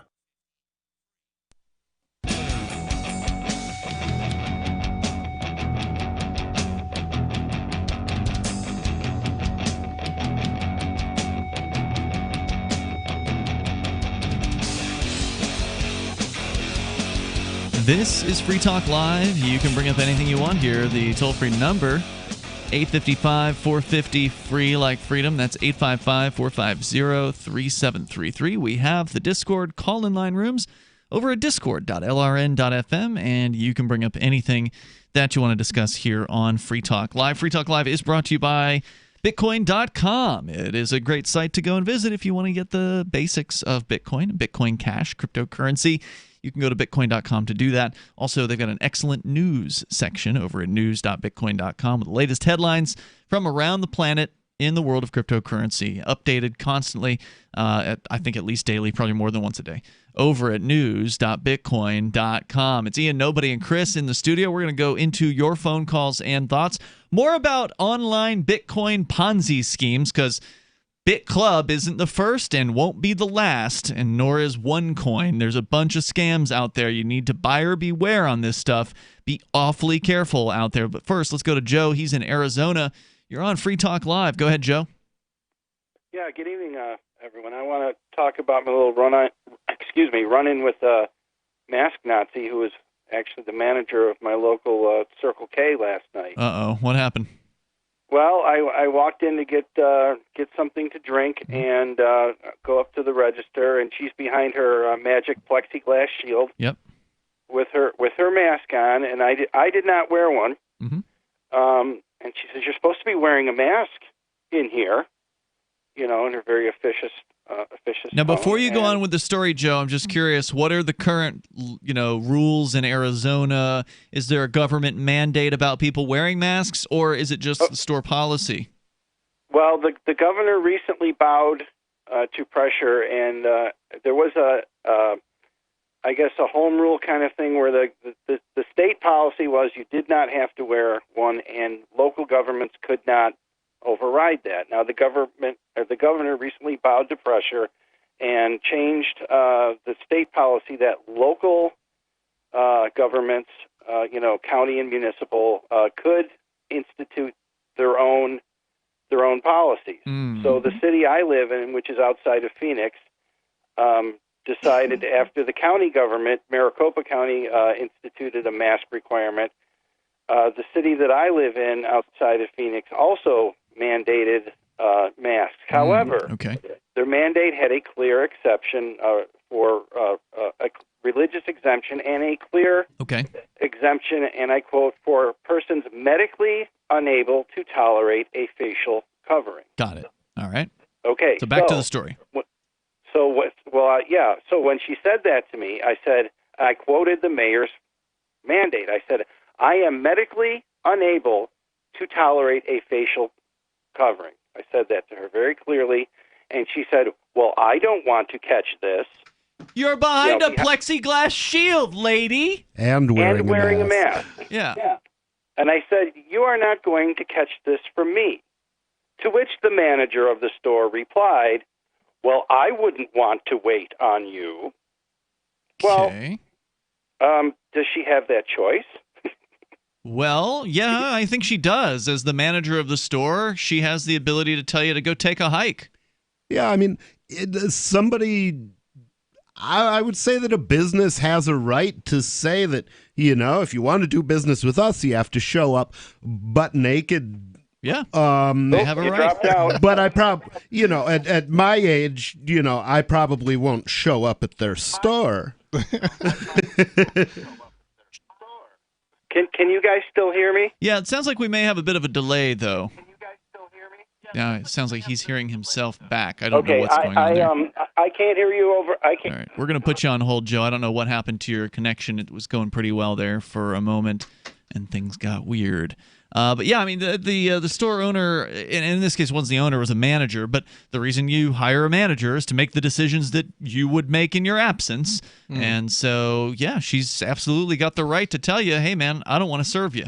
It's stupid, but it's kind of interesting because it's one of these situations where it's like the government, at least in some instances, which I guess might be the case here, is demanding that the stores do this thing that they may or may not want to do. And then it's like, well, okay, should I violate it, or is this a store policy just because the government's saying so? Yeah, or is it's real unclear whether store policies exist because of government mandates or because they perceive that that's what people will want them to do, because they perceive that people are by and large scared and frightened, and they want to see that companies we're doing something. I think the best way to deal with this is just to let it be a store. Let the stores let it be private property. That would have been the best way to deal with this. Absolutely would have been the best way to deal with this. That's the way that a freedom-loving people would have dealt with this situation. They would have said, you know what, every individual, every store should make their own decision about what level of risk they're willing to tolerate, and then let the market decide. And then we would really know. We would really know what people wanted and what people were doing and why they were doing it. People seem to have this idea that they have the right to force other people into taking action. And really, you really only have the right to, decide, do you want to go out and take a risk or not?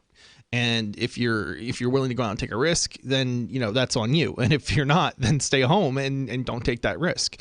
Yeah, I mean, it seems obvious to those of us that that love freedom, but there's so many people out there that they really don't care about freedom. They just care about safety. Yeah, and they will do everything that they are told to do, including, to go back to the beginning of the show, where Texas, their Department of Health is telling people that they should wear masks in their own homes, around their own families. I mean, just the bizarre stuff that is going on here that people are putting up with and tolerating and even embracing, and worse, shaming other people over, is so disappointing to see happen. And once again, libertarians, like most of the hosts on this show, we're firmly in the minority. At least if you believe the polls out there, it seems like most people, a super majority of people, are completely behind the mask wearing stuff and all of the fear mongering and the scary stuff that's being promoted out there. All of it. It's really disturbing. So if you want to comment, you're welcome to join us here. Our toll-free number is 855-450-FREE. The gentleman who was on hold did drop off the line. If there were technical difficulties, we always let you call back. So if you do want to get back on, maybe there was more to the story. If so, I would like to hear that.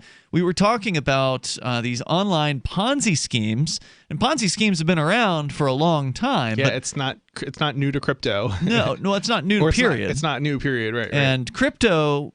Or it's not new because of crypto. Crypto makes them worse in a lot of ways because, Does it? And one of the features of cryptocurrency is also a feature for scam artists. Okay, it's good for the feature I'm talking about here is the fact that you can't reverse a transaction with most cryptocurrencies. Yeah, but by the time the Ponzi scheme by the time you actually realize there's a it's too late. Scam, it's too late anyway, regardless of how the money is collected. So I'm that's not really definitely so true. sure. Scams, sure, but Ponzi scams, I'm not so sure. So for listeners unfamiliar, Ponzi schemes are named after Charles Ponzi, who I don't know if he was the first person to think of this, but the idea is you put in money with the expectation you're going to get way more shortly thereafter, and you have to keep bringing people into this pyramid in order to keep feeding the people who've been in longer, give them payouts. Like Social Security. Yep, exactly like Social Security. 855-450-FREE. Social Security is, of course, the largest Ponzi scheme in the United States, and it's legal because the government does that one. More coming up here in moments. It's Free Talk Live. Moose is the German Shepherd, now 11, and he's been an amazing dog. Moose is so active and so alert and hasn't had any kind of health problems at all. He has a beautiful coat. And at 11, he'll still run and chase the ball. He has been on Dynavite since he's a puppy. Dynavite for life. Because if they're getting all their vitamins, micronutrients, microbials from the beginning, then you're not going to run into the problems associated with the grass, pollen, dust, dirt, fleas, ticks, you name it, and the itching and shedding down the road. DINOVITE.com. We tell anybody that has a dog, if there was something that you could do right from the beginning so that you don't have expensive veterinary bills, why would you not do it? Get the Dynavite. You won't believe how happy your dog will be. I get my Dynavite from DINOVITE.com. The easiest thing in the world for a reader to do is to stop reading, according to the late, great Barney Kilgore, who became managing editor of the Wall Street Journal in 1941 and grew the paper's circulation from 33,000 to 1 million by the 60s. And he'd be pleased to know that his paper is one of the few that people now pay to read online. Someone else pre-internet who realized that attention is fragile? Motown Records founder Berry Gordy. In the early 60s, when his label dominated the charts, he'd bring a dozen real people into the Hitsville, USA studios and audition songs. And he'd ask, if you were down to your last dollar, would you spend it on this record or would you buy a sandwich? Today, attention span seems like an oxymoron. For tips on cutting through the clutter, hit survivalspeech.com. I'm Holland Cook. The new 4th edition of Healing Our World, The Compassion of Libertarianism, will take your understanding of liberty to a deeper level and has over 1,300 updated references, new cartoons, and a foreword by Dr. Ron Paul. With discounts for multiple book purchases, the 4th edition of Healing Our World is a great gift for the liberals, pragmatists, environmentalists, and Christians in your life who think libertarianism is cold-hearted. Get yours today at healing.freetalklive.com and use promo code FTL for a $5 discount. If you want to know the latest about Free Talk Live before we go on the air, all you need to decide is how you want it delivered. It's your choice. Visit news.freetalklive.com to receive our usually weekly news updates by email. Plus, we have a Twitter account at twitter.freetalklive.com, and you can follow us on the decentralized Mastodon platform at toot.freetalklive.com. So please follow us at toot.freetalklive.com and sign up for our emails at news.freetalklive.com. Free Talk Live. They believe, I think, that government can be good as long as you just elect the right people, which, of course, is nonsense. Government can never be good because it's an agency of coercive force. It doesn't matter who's running it. It doesn't matter what the goals of the organization are. As long as it's funded through coercion, as long as it's funded through threats of violence, then nothing it can do is ever moral or justified. They understand the system and they want to work inside it to change it. So, therefore, in order to have their hunger strike that they'd planned, which I thought was a great idea, they went to the government, and what they do? Ask for a permit? They asked for a permit. They asked for a permit. It was already over at that point, right? Whenever you ask permission from the government, you might as well expect them to say no. No! You know what? It sounds like government has this non-cooperation thing down to a science. Yeah, right? Free Talk Live, 7 nights a week from 7 to 10 Eastern, live on the Liberty Radio Network at LRN.FM. What's up next? Visit the Liberty Radio Network program guide to find out at shows.lrn.fm. That's shows.lrn.fm.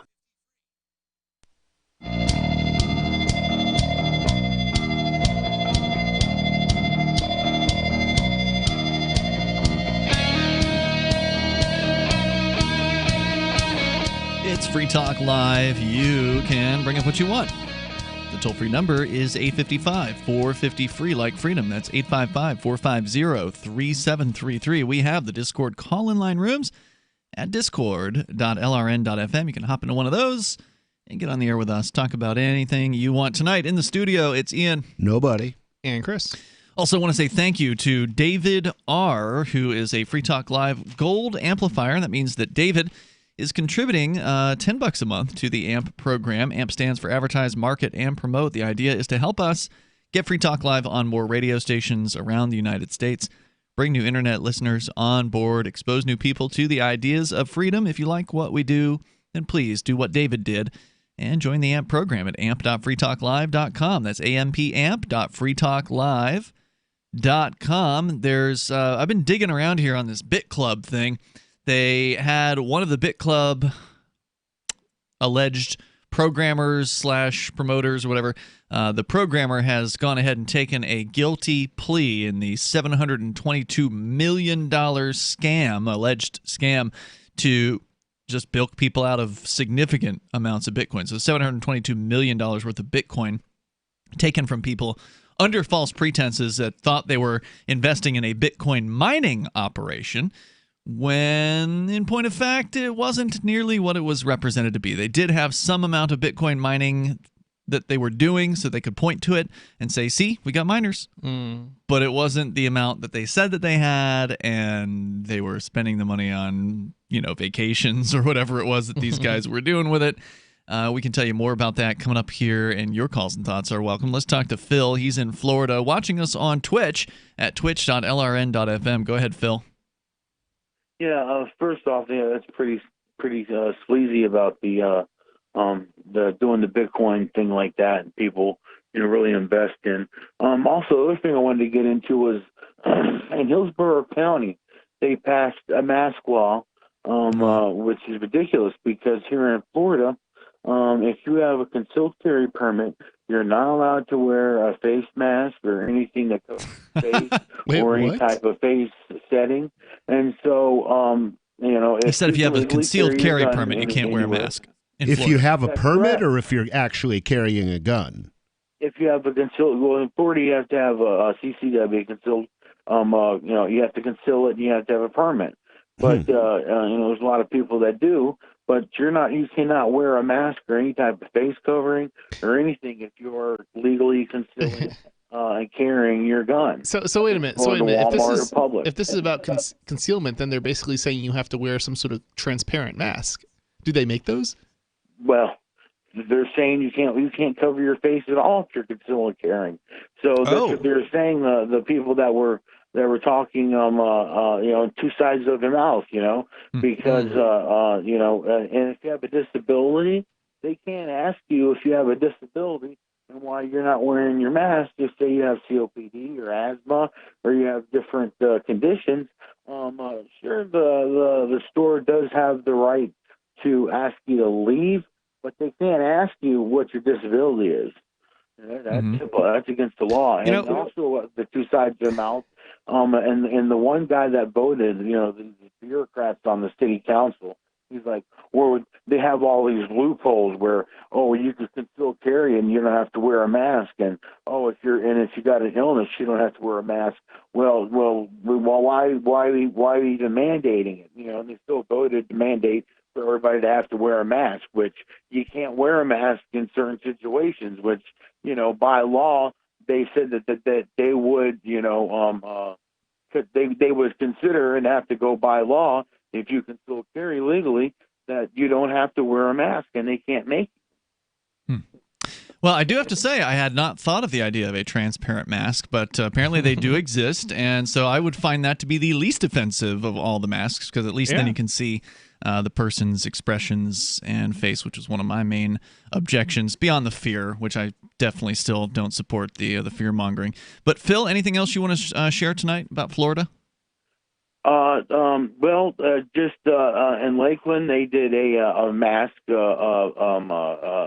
thing, so now we have to have a mask everywhere. I went to a liquor store, and I walked in. I have a mask, though, but I walked in, and the lady looked nuts. I don't like going into liquor stores, especially privately owned ones, in different businesses that, because I know they got guns behind that counter. Oh, yeah. And I don't like going in there with, facial masks and stuff because, it kind of, could look, you never know. And I'm sure they're used to it by now, but I mean, it does. Sure. It is weird seeing everybody looking like a bandit everywhere. Thank you for the call, Phil. I appreciate it. The toll-free number, 855-450-FREE. Joe is back in Arizona. He was telling us a story. I think this is the same guy who called in a moment ago. Is this you, Joe? Yes. Same guy? Okay, so you were telling us... More reliable phone this time. I apologize. It sounds like we got more technicalities. Yeah, it sounds like we got a good connection here, Joe. So you were telling us a story. You were at a gas station. The manager's behind the plexiglass shield wearing a mask. She says, "Hey, you're supposed to be wearing a mask." then makes some sort of objection that she doesn't want to catch COVID from you, and you said something to her, and then we had a bad connection. So tell the rest of the story. Well, I just quoted the mayor's mandate, and I told her I am medically unable to tolerate a face mask. Mm-hmm. And then, she comes, basically she was condescending and lecturing me, saying, mm-hmm. Well, I wouldn't want to wait on you. Well, if I'm following the government mandate, should I be mask shamed by the manager of a business? That was my point. Yes, I agree it's private property, but yeah. I'm following the government directive. I don't think the government directive, really matters. It's really the private property owners, that matter as far as the decision is concerned. And then the question is, if you have a reasonable, accommodation, is it from a moral perspective, should they accommodate? And the answer probably is yes. Right? Yeah, they should have accommodated. And I wasn't coughing. I wasn't coughing. Mm-hmm. I wasn't sneezing. I wasn't singing loudly or shouting. So there was no droplet. I wasn't emitting droplets. And even if you were, she was behind a plexiglass shield. So I'm not sure what she thought her risk was generally there. And if she's really that concerned, she shouldn't be working with the public. She should quit her job and go get a telephone job where she can sit at home in the safety of her own four walls, sit wearing her mask all by herself. And she can feel good about herself. And I didn't appreciate being spoken down to by the manager. I mean, I would say what she did was entirely inappropriate. But and I'm just wondering, should I let it go, or should I be a Karen and contact your company? I'm torn. I would let it go. I mean, personally, look, there's probably another convenience store that you can go to. I suspect that's not the only one in town. Not one is convenient, however.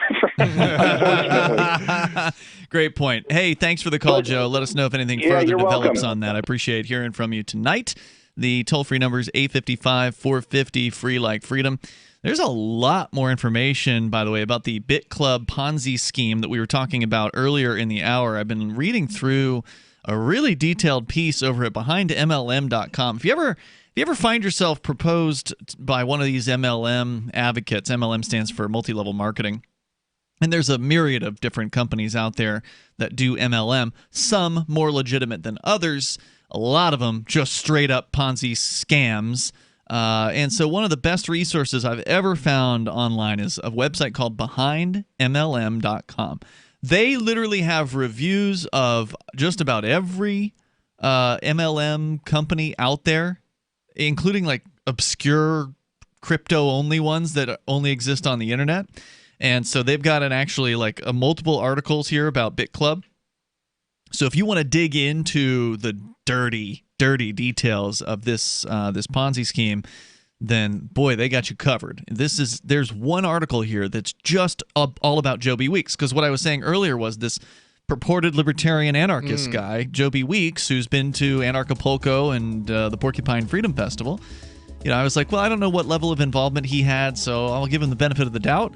Well, once you start digging into the case, I mean, by no means was he in charge of the operation, but he was one of their biggest promoters, and he was not your typical investor. He was definitely connected with the principals, and he said allegedly some not so nice things, according to some of the allegations here by the Department of Justice. 855-450 free. We can tell you more about that coming up. If you have diabetes and you're on Medicare, Medicaid, or have private insurance, you may qualify for a new continuous glucose monitor. Managing your diabetes is crucial to your health. The new CGM can automatically and easily help you manage your diabetes more effectively. And by using a CGM, you can eliminate the one thing most people with diabetes dislike the most: finger sticks. Now you can automatically manage your diabetes and end the painful finger sticks. Solara Medical Supplies makes it simple for you to have a new CGM. We'll do all the insurance paperwork for you and deliver the newest in diabetic care technology right to your door. Take charge of your diabetes today with the help of a new continuous glucose monitor. Call now to learn more. 800-547-5331. 800-547-5331. 800-547-5331. That's 800-547-5331. When you have a pain in the neck, a real pain in the neck, back, shoulder, or legs, you now have two convenient choices to get fast relief without taking another pill. Because now, Sunny Bay heating wraps and pillows are available at both Amazon and Walmart. Yes, see Sunny Bay's 4.5 to 5-star customer reviews on Amazon.com or Walmart.com. Our made in the USA microwavable heat wraps, heatable neck pillows, and extra large body wraps are designed better for perfect support where and when you need it. Even while driving, Sunny Bay wraps will not burn and stay balanced to provide soothing hot or cold therapy to help treat temporary or chronic pain. And the best part? Sunny Bay quality products start at under $20. Join thousands of happy customers and see why Sunny Bay products have a lifetime 100% positive rating on both Amazon and Etsy. It's easy. Click Amazon or Walmart and search today for Sunny Bay. The political world is a maddening cesspool of corruption and lies. Nobody tells the truth. Nobody keeps campaign promises. Nobody obeys the Constitution. Nobody puts the people first. How can we ever escape this web of tyranny? Vote for nobody. Hi, my name is Nobody. I'm running for governor of New Hampshire because nobody knows how to live your life better than you do, and nobody deserves that kind of power. I want to put you back in control of your money, your lifestyle, your work, your body, and your life. Nobody should rule you but you. New Hampshire convicts many people of so-called crimes that should never have been prosecuted. If elected, I will pardon every victimless crime in New Hampshire history. This includes drug, gambling, prostitution, gun, and driving offenses. Nobody should have a criminal record when they have not harmed anybody. Wouldn't it be nice to have nobody telling you what to do? Learn more at electnobody.com. electnobody.com. LRN.FM now has a Discord. Discord is a free text and voice chat platform, and we now have our own server with a bunch of channels at discord.lrn.fm. You can join other listeners as they chat about various things during our live shows, or anytime, day or night. Discord software is available cross-platform, so you can have it on whatever device you want and take your chats anywhere. Join our Discord at discord.lrn.fm. That's discord.lrn.fm. Cell 411 is a free app for Android and iOS that replaces government-controlled 911. Cell 411 allows you to preset a group of friends or private organizations to show up in any emergency. Cell 411 is a nightmare for the state because it proves their so-called services aren't needed. Cell 411 has had thousands of installs, and of course it's covered by the BitClub no government license. Cell 411 because your friends won't shoot you when you're in trouble. Without the government, who would build the emergency services? You and Cell 411. Get it today at getcell411.com.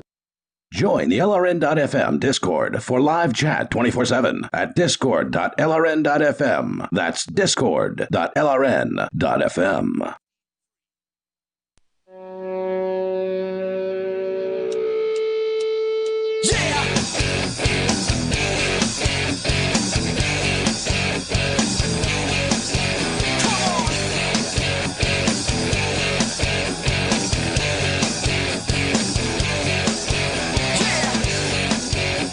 Yep, it's Free Talk Live. You dial toll-free here and bring up anything you want. The number is 855-450, free like freedom. That's 855-450-3733. We have the Discord call-in line rooms over at discord.lrn.fm. Here in the studio tonight, Ian. Nobody. And Chris.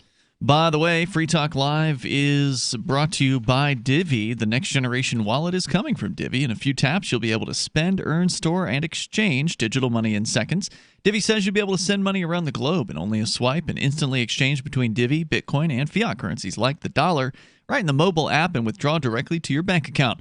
There's no need to wait, though, as Divvy already offers the first one-tap solution for earning passive income with their multi-tiered masternodes, allowing anyone to earn by supporting the Divvy network. When the new Divvy wallet launches, because of their relationship with Western Union, Divvy will be in 200 countries, including the United States. You can learn more at DivvyProject.org, D-I-V-I, project.org. As we continue with more of your calls and thoughts, we go to Joe. He's in Michigan, watching us on YouTube. Go ahead, Joe. Yeah, thanks for taking my call. Sure. Our governor today just mandated that masks are going to be mandatory, and restaurants and businesses are going to have to require them, or they won't let you come into their establishment. And, apparently, it'll be a misdemeanor and a $500 fine. Wow! If you don't wear one, and what really gets me is no legislation was passed. She's just doing this. She's using an old law from the 40s that gives her this almost unlimited emergency power.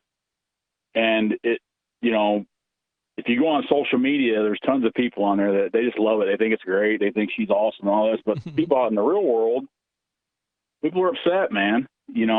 How long is this supposed to go on? How long are we going to play this little pandemic game?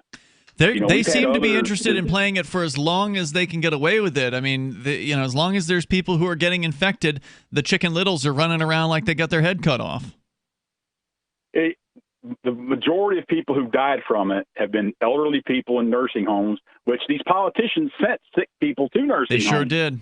They ought to be frog marched in handcuffs out of the governor's mansions, Cuomo and my governor, for what they did. Wait, why would they send people who are sick to nursing homes? That doesn't make any sense. They did.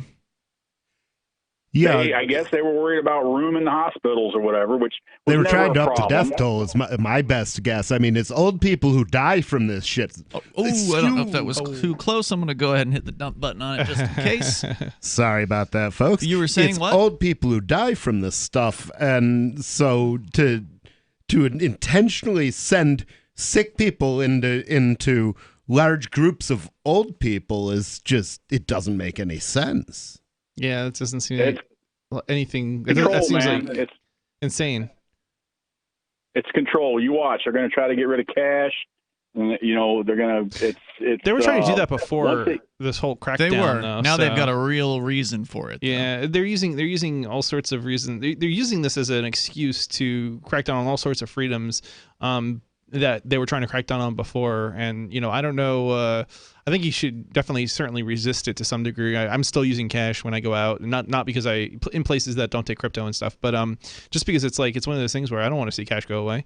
Cash is certainly something that enables people to have privacy and control over their own lives. Right, and that's what they want to get rid of, is any semblance of privacy whatsoever. Joe, what is the what's your temperature? You're talking to people there around you in Michigan. I mean, how are they feeling about this? Well, people don't like it. I mean, normal people who don't, just regular people. Yeah, but are they going to put a mask on? My buddy's going to wear. It starts Monday, the mandates, and my buddy's going to wear a catcher's mask to the local grocery store as kind of a protest, just to see if anybody says anything to him. But the economy stinks in Michigan. I think we're at 22% right now or something like that because of what she did. 22% of what it was prior to the unemployment rate. Yeah. Oh, 22% unemployment. Like, okay. Ooh, it's going up. Yeah. And he means Michigan specifically lag behind. Yeah. And to hit people with a $500 fine, a lot of people, I was furloughed for a while from my job. I'm back to work now, but there's a lot of people who still are sitting around on furlough or unemployment, or they're not going to have a job to go back to.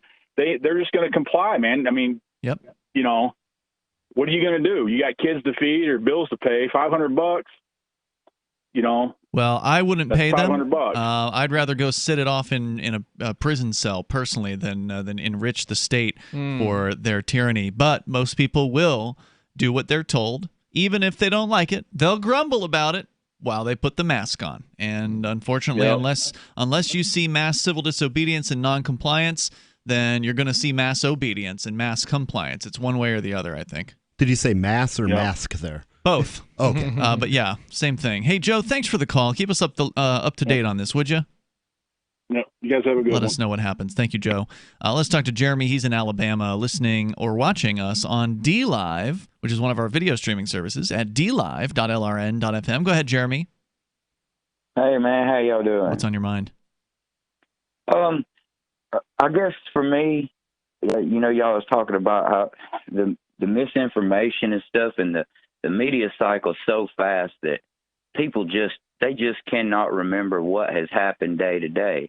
But what I can understand, and this is what kills me more than anything, is if you just look back to the very first reports coming out of Wuhan, China, they were showing people falling over dead with no symptoms. We have seen nothing like that. So they messed up on their very first lie.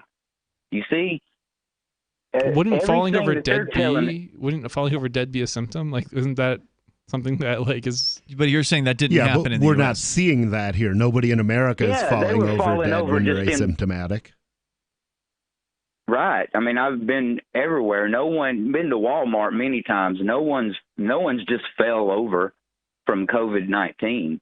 Well, do you know anybody who's even gotten it? I know one person who's a distant relative in London who was hospitalized for COVID and got better. And I know one person who got it before I met him. How old was the person who was hospitalized in London? Maybe 60. Okay. What kind of how many people do you know outside of like New Hampshire? Because New Hampshire is a more rural area, and the percentage of people who have it here is much lower than like the cities. I mean, I've got 5,000 Facebook friends that, not a single one has been on Facebook either mourning the loss of a loved one or saying, "Oh my God, I've got the Rona." Yeah, I've not seen much either. We have one guy who is an advertiser on the show. He lives in New York City. Mm-hmm. He came down with COVID and survived it. And that's the guy who got it before I met him, the guy that I referred to. Well, let me ask Jeremy, you guys what you think about this. Yes, if they're going to make, nationwide mandatory masks, then they're most certainly going to make mandatory vaccines later.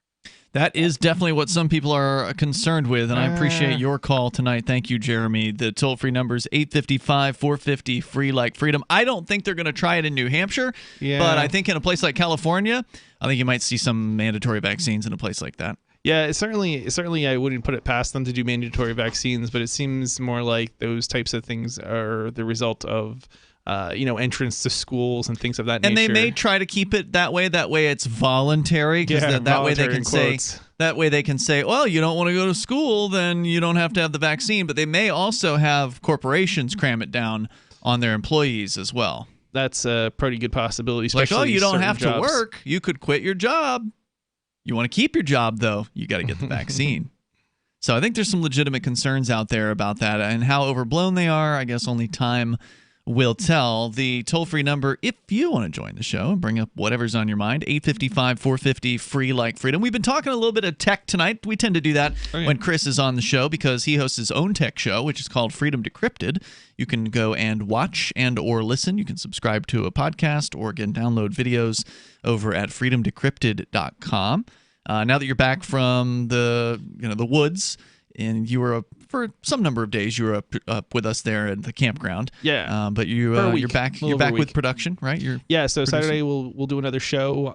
It'll probably will be another week or two before we do another show. But this Saturday you're on. Yeah, definitely this Saturday, and there should be another show uploaded as well from the campground that still hasn't gotten uploaded. Check him out at freedomdecrypted.com. We got a whole hour to go, including a story about some bad decisions being made by one of the major go-to companies for supposed privacy on the internet, Signal. You know, that app that's Edward Snowden recommended? You've got news about them on the way, and that is coming up on Free Talk Live. Hour 3 next. Remember when you first heard about Bitcoin? How long did it take you to realize this little project would soon change the world? Do you kind of wish you had gotten involved sooner? Well, now is your chance to be part of the next revolution in money. Intercoin is working to finally make crypto go mainstream. It's designed to be scalable enough to support everyday payments and even elections without the state. Bitcoin was originally supposed to be a peer-to-peer cash system, the way we would all pay one another without having to trust any third party. But instead, over time, it mostly became a store of value. That's because every 10 minutes, the Bitcoin network must put all transactions into a block, and that block can only hold so much. If crypto is to become mainstream, for everyone to use it in everyday payments, we need a new architecture, one that's as secure as Bitcoin while being far more scalable. Check out intercoin.org to find out more and maybe pick up some of those coins for yourself.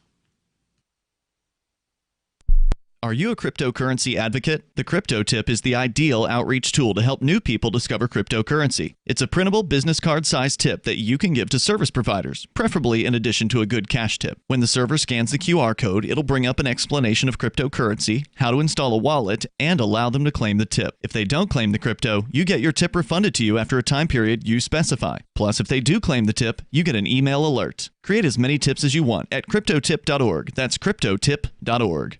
The LRN.FM social media channels have been revamped. We've eliminated Facebook and focused on other platforms like Twitter and Mastodon, the decentralized alternative to Twitter. On our accounts, you'll find posts from multiple LRN.FM show hosts together in one place. Follow us on Twitter at twitter.lrn.fm, or better yet, move to the decentralized Mastodon social media platform at toot.lrn.fm, toot.lrn.fm. I think you'll like it. You're listening to the live edition of Free Talk Live. Hour number 3 is next after the news here on the Liberty Radio Network at LRN.FM. This is the Liberty Beat, your daily source for Liberty news and activist updates. Produced in partnership with the SNLS Network and listeners like you. Online at snlsnetwork.com. I'm Mick Murrow with your latest edition of the Liberty Beat.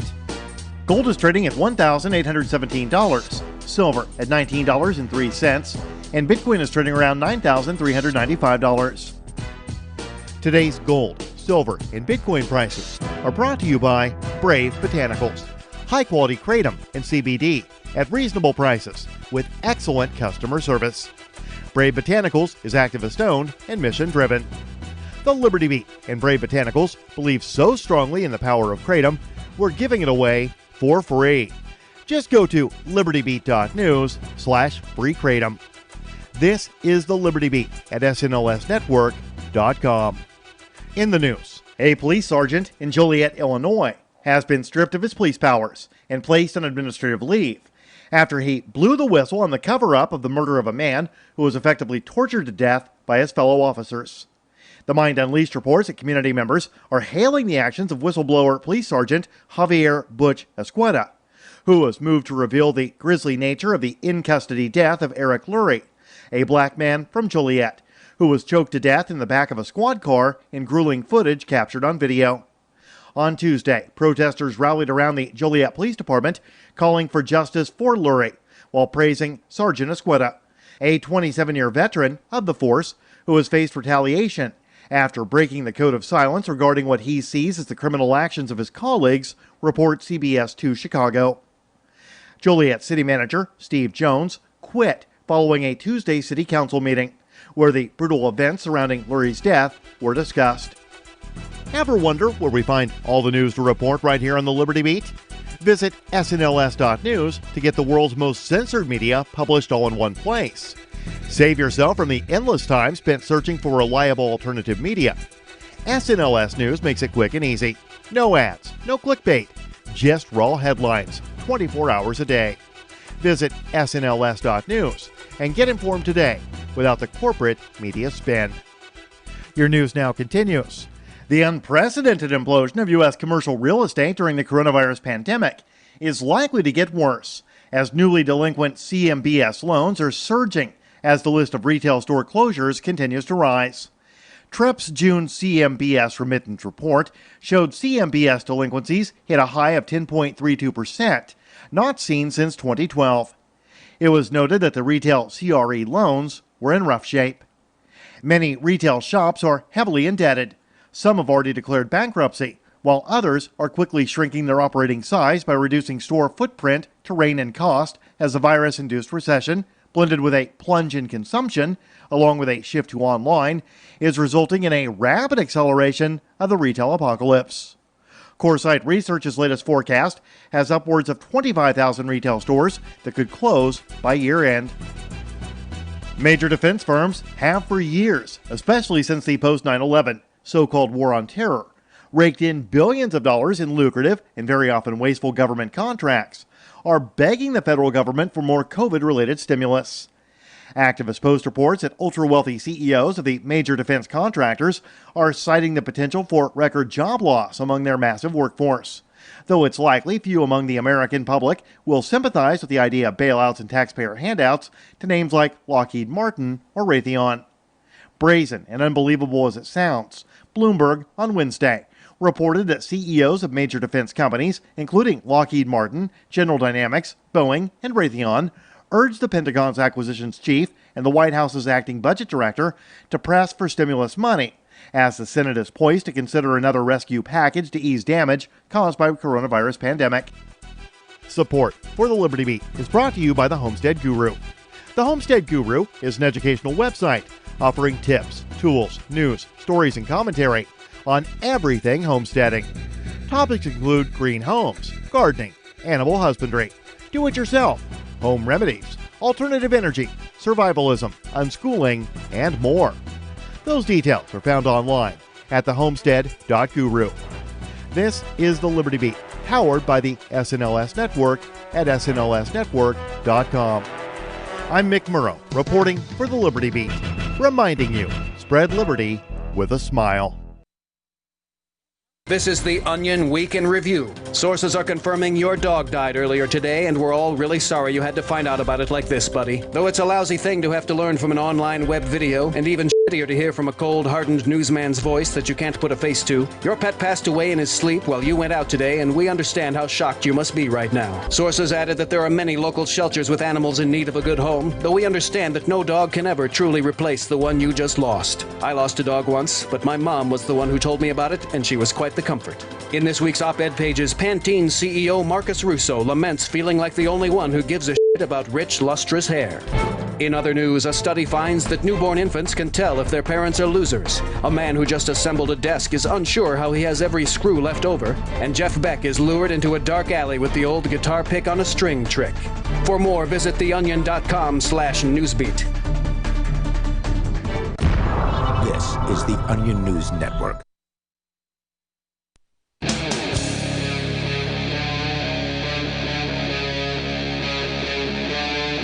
Free Talk Live.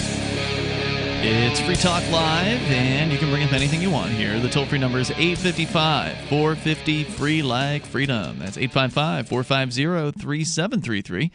Whether you want to talk about mask mandate madness or the BitClub Ponzi scheme, we've been talking about those things and more. You're welcome to take control of the airwaves here. The toll-free number is 855-450-FREE like freedom. 855-450-3733. With you in the studio, you've got Ian. Nobody. And Chris. All right, so you can join us also on Discord, discord.lrn.fm.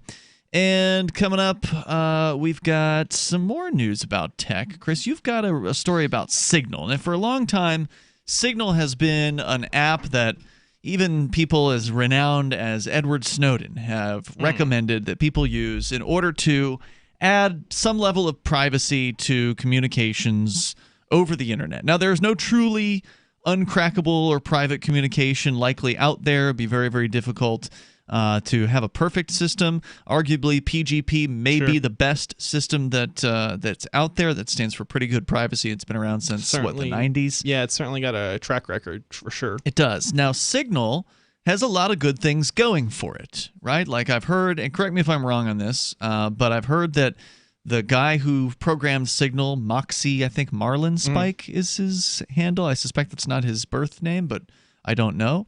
But this guy is apparently pretty friendly towards freedom and privacy from what I understand. And he's cooked up some sort of an encryption system that uses a different set of keys for every message that's sent, if I recall correctly, or something like that. There's some sort of ongoing changing. That's kind of how Signal works, right?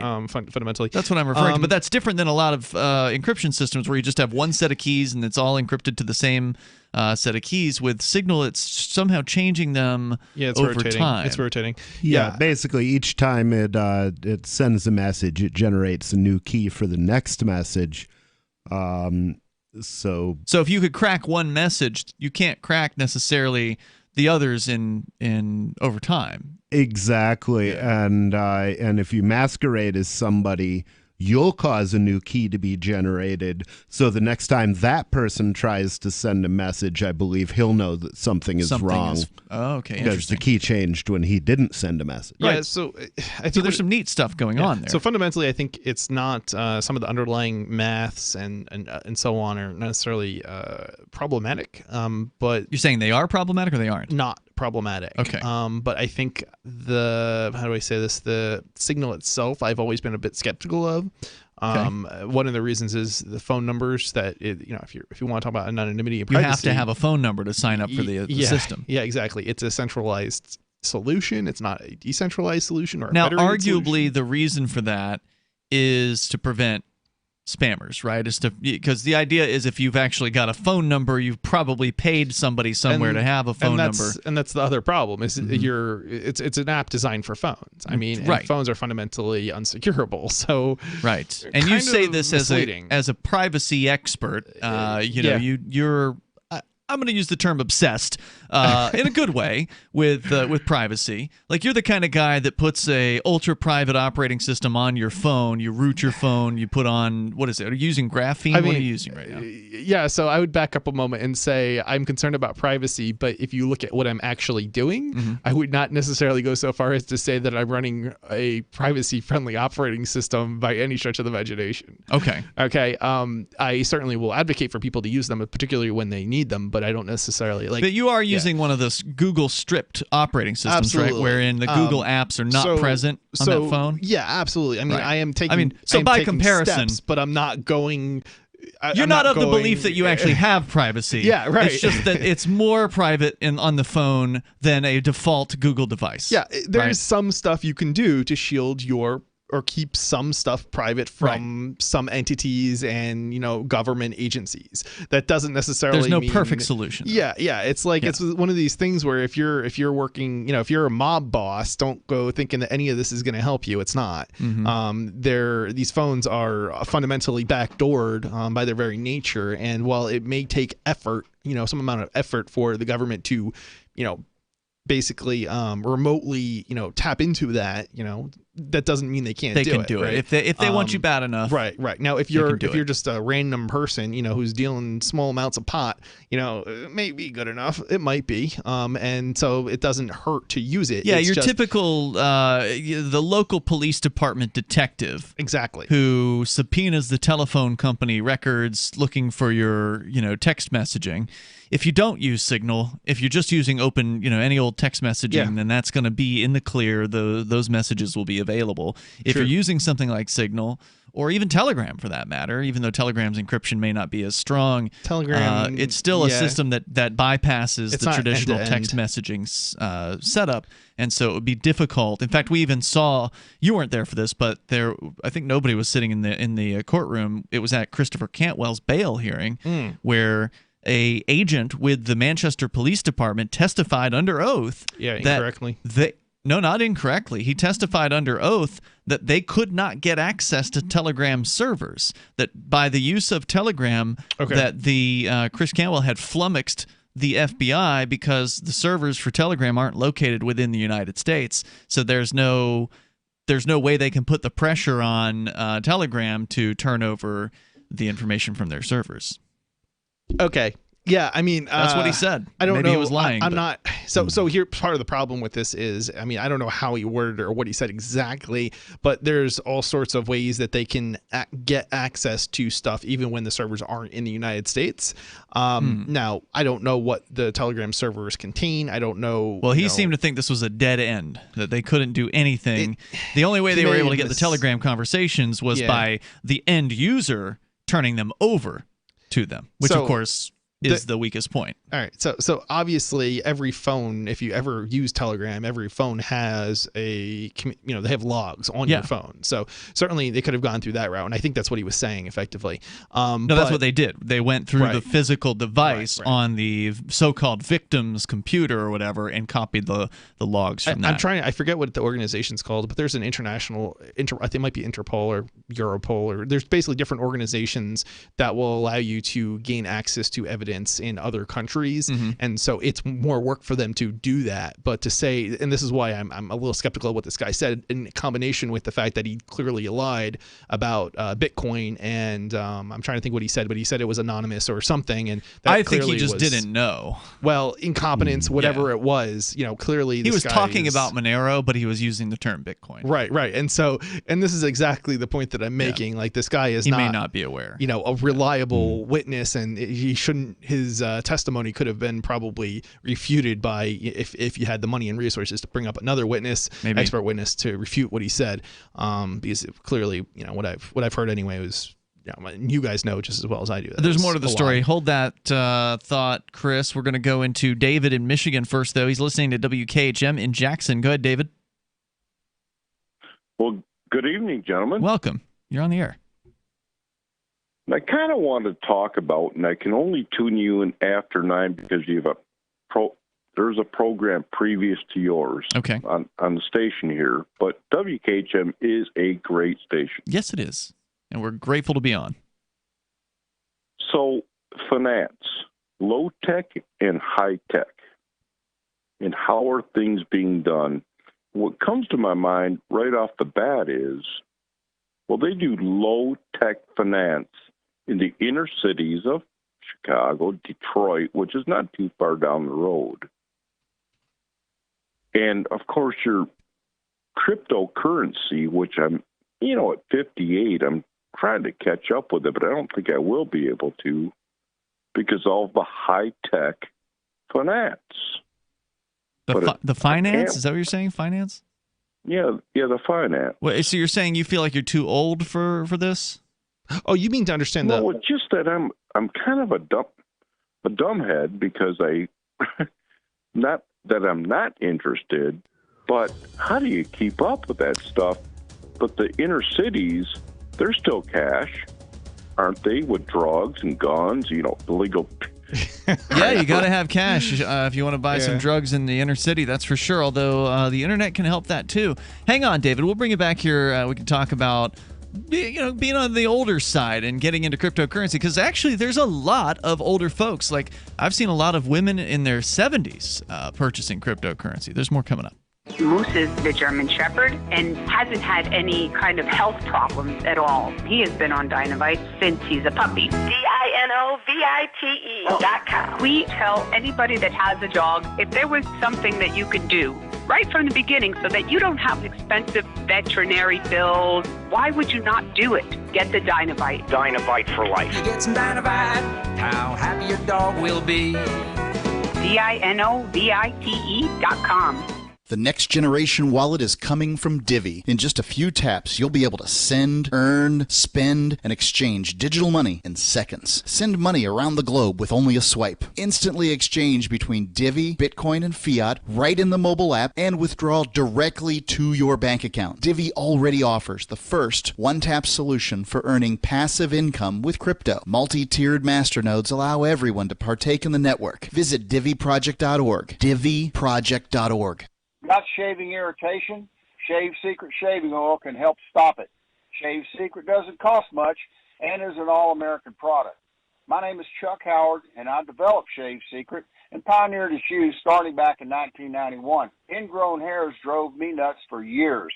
Shaving oil changed all that. Why put up with ingrown hairs, bumps, red rash, nicks, and cuts? Shave Secret provides men and women with what we believe is the best shave ever. Our proprietary blend of 100% natural base and essential oils, plus a hint of menthol, was designed to help eliminate shaving irritations like ingrown hairs, bumps, red rash, nicks, and cuts. We'll lose those shaving irritations. Available at Super Walmart, H-E-B, Wegmans, Giant Eagle, Discount Drug, Navy and Marine Exchanges, Amazon, and ShaveSecret.com. Use the code FTL for Free Talk Live and get a discount. Shave Secret, the best shave ever. Is spreading the message of liberty, cryptocurrency, and peace around the globe worth $2 per month to you? As you may already know, in addition to our internet feed, LRN.FM broadcasts on free-to-air satellite across North and Central America, as well as Sub-Saharan Africa. And we've been available on satellite for free 24/7 since 2010. The LRN.FM free-to-air satellite signal is reaching some of the most oppressive regimes in the world, and there's no doubt our ideas are making an impact. You can learn more about the channel's impact by watching the 3-minute video at fund.lrn.fm. If you'd like to help free minds globally with our ideas of liberty, cryptocurrency, and peace, you can donate as little as $2 per month via fund.lrn.fm. You can help us continue and expand our satellite broadcast to multiple continents. Visit fund.lrn.fm today, and thank you for your help. Don't forget to share the link on social media. That's fund.lrn.fm. There are lots of ways to listen to Free Talk Live. Our podcast has been around since podcasts began, and now the FTL feed is loaded with content besides our full show archives. Did you know that we make it easy for you to customize your podcast subscriptions? We have different feeds, one that includes only our full shows, one with just the Daily Digest, and our main feed that includes everything. You decide what you listen to. It's quick and easy to customize your feeds at feeds.freetalklive.com. That's feeds.freetalklive.com. Do you want more businesses accepting Bitcoin Cash and Dash? Now with AnyPay, you earn passive income for every purchase at those businesses. Finally, a financial incentive to spread Bitcoin Cash and Dash. You made it happen, so you get the rewards. Download the AnyPay Cash Register app and add your cryptocurrency wallet addresses. Then install it at a real-life business and tell us what you did at anypayinc.com. anypayinc.com. Live video of our key New Hampshire-based shows is streamed on DLive. Please follow and share at dlive.lrn.fm. That's dlive.lrn.fm.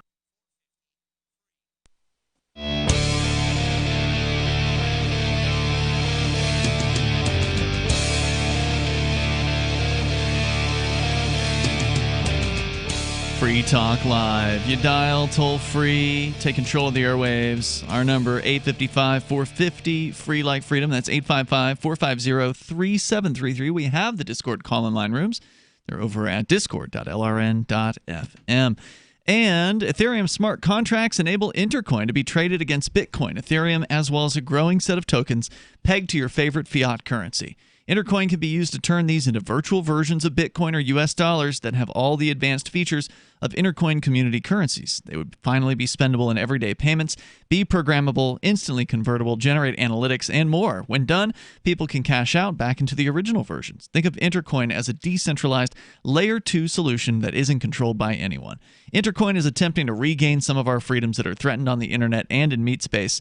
We think that's important here on Free Talk Live, so we accepted $40,000 worth of Intercoin tokens from Intercoin Incorporated for advertising. If you think freedom is important too, check out Intercoin at intercoin.org. You can invest in this project and potentially make big gains, or just be involved and perhaps shape its future.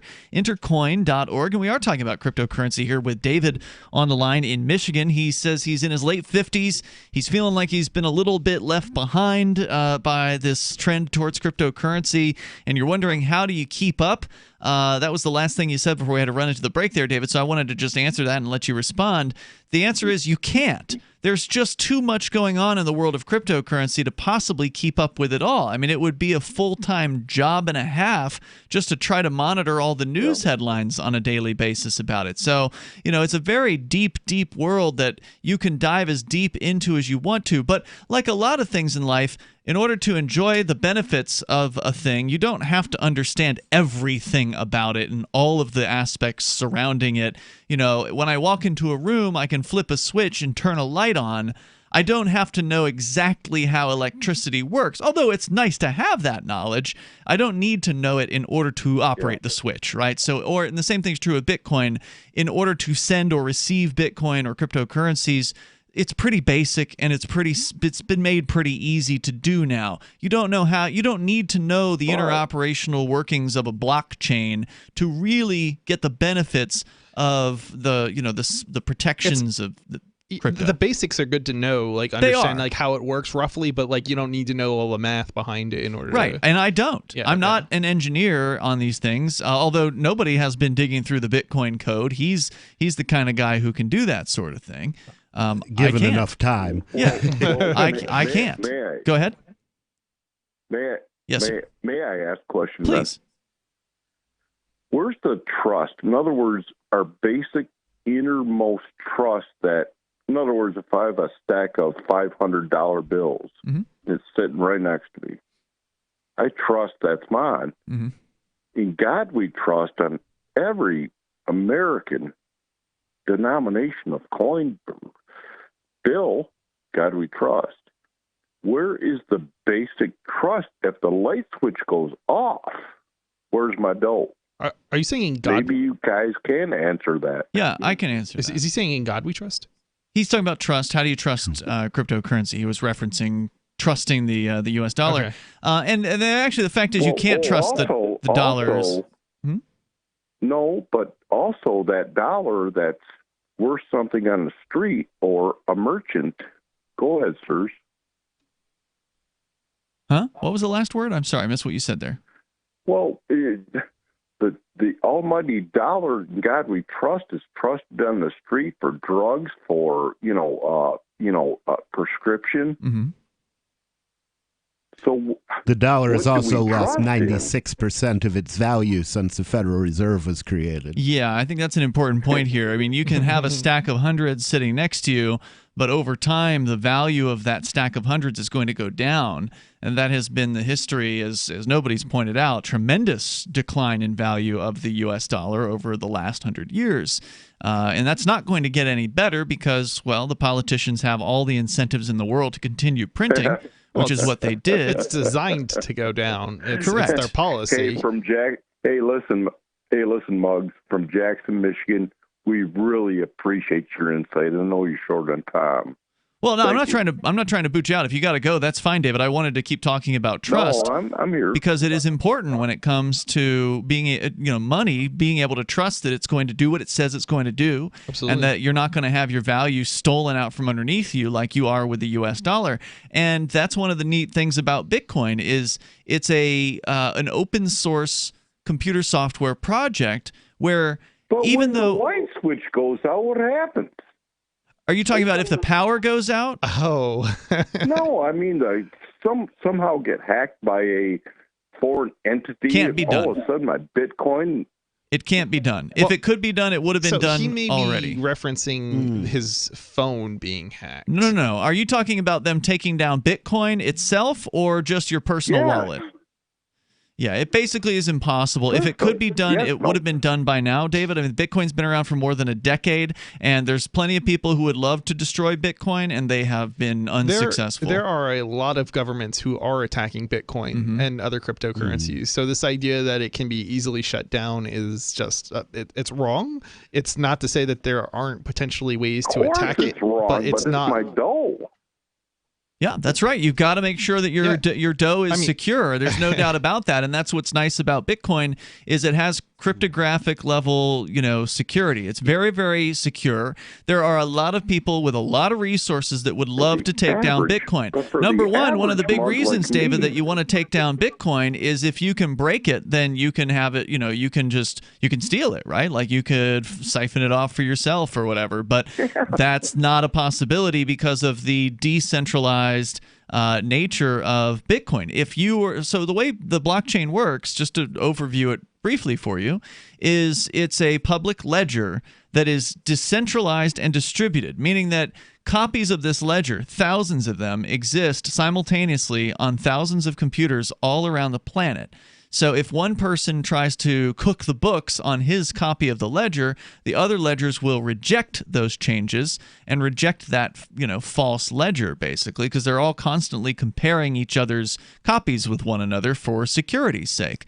And so essentially, it's impossible to cook the books on Bitcoin. I'm not going to say it's impossible to hack because obviously there's some possibility of that happening, but if it could have been hacked, I think it would have been by now. Yeah, there's other. Nothing is impossible to hack. There's other, and here's the thing. But no one's done it.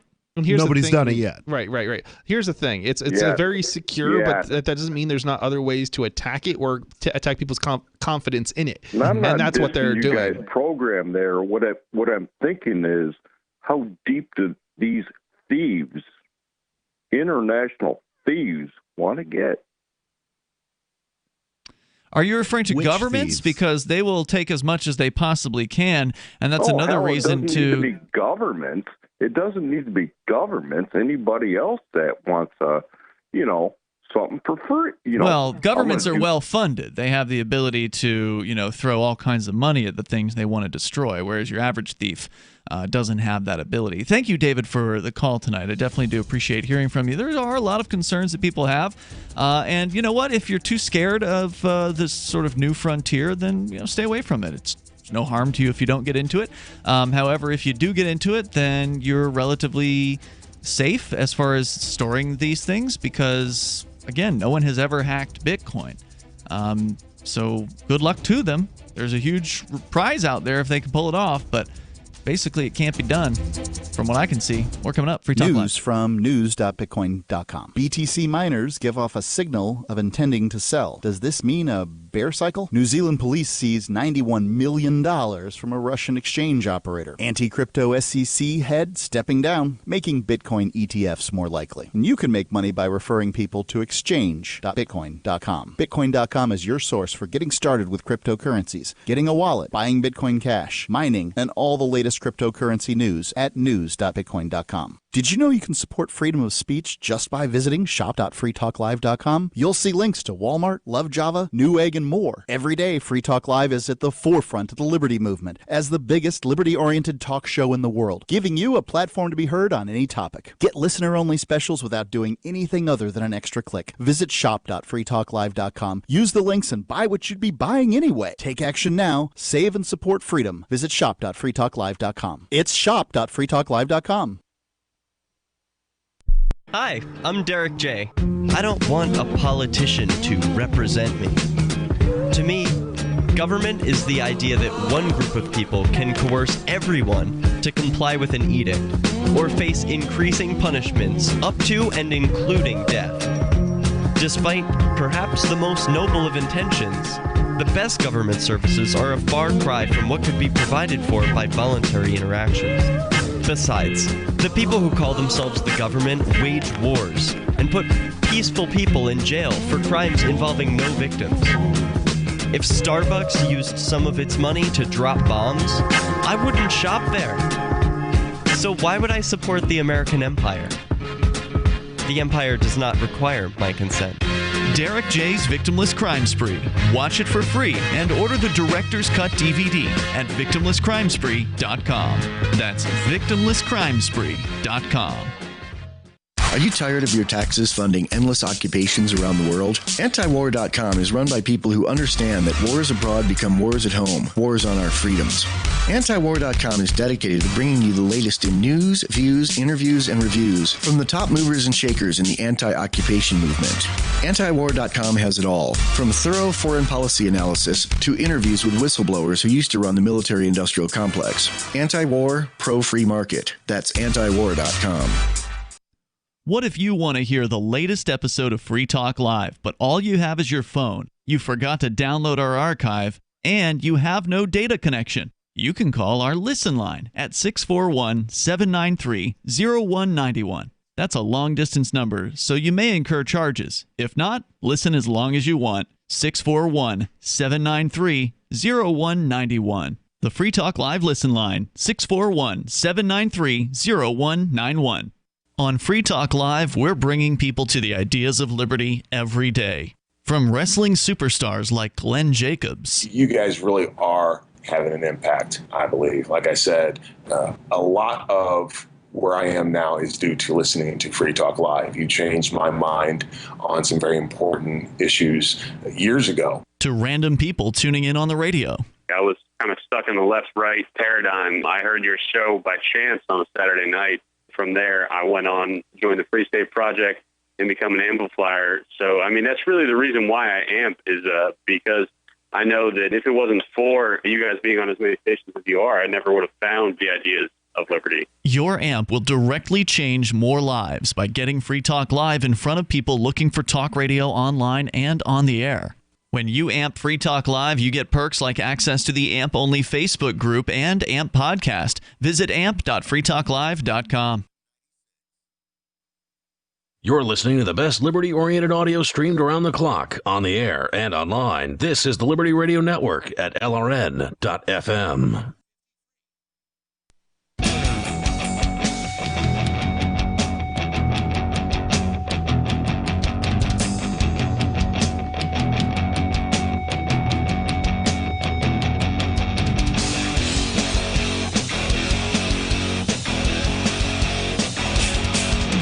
It's Free Talk Live, and you can bring up whatever you want. Our toll-free number, 855-450-FREE like freedom. That's 855-450-3733. We have the Discord call-in line rooms over at discord.lrn.fm. There are a lot of concerns about cryptocurrency out there, some of them more legitimate than others. The concern that some mysterious hacker is going to take down the entire Bitcoin network isn't really justified in any way, shape, or form.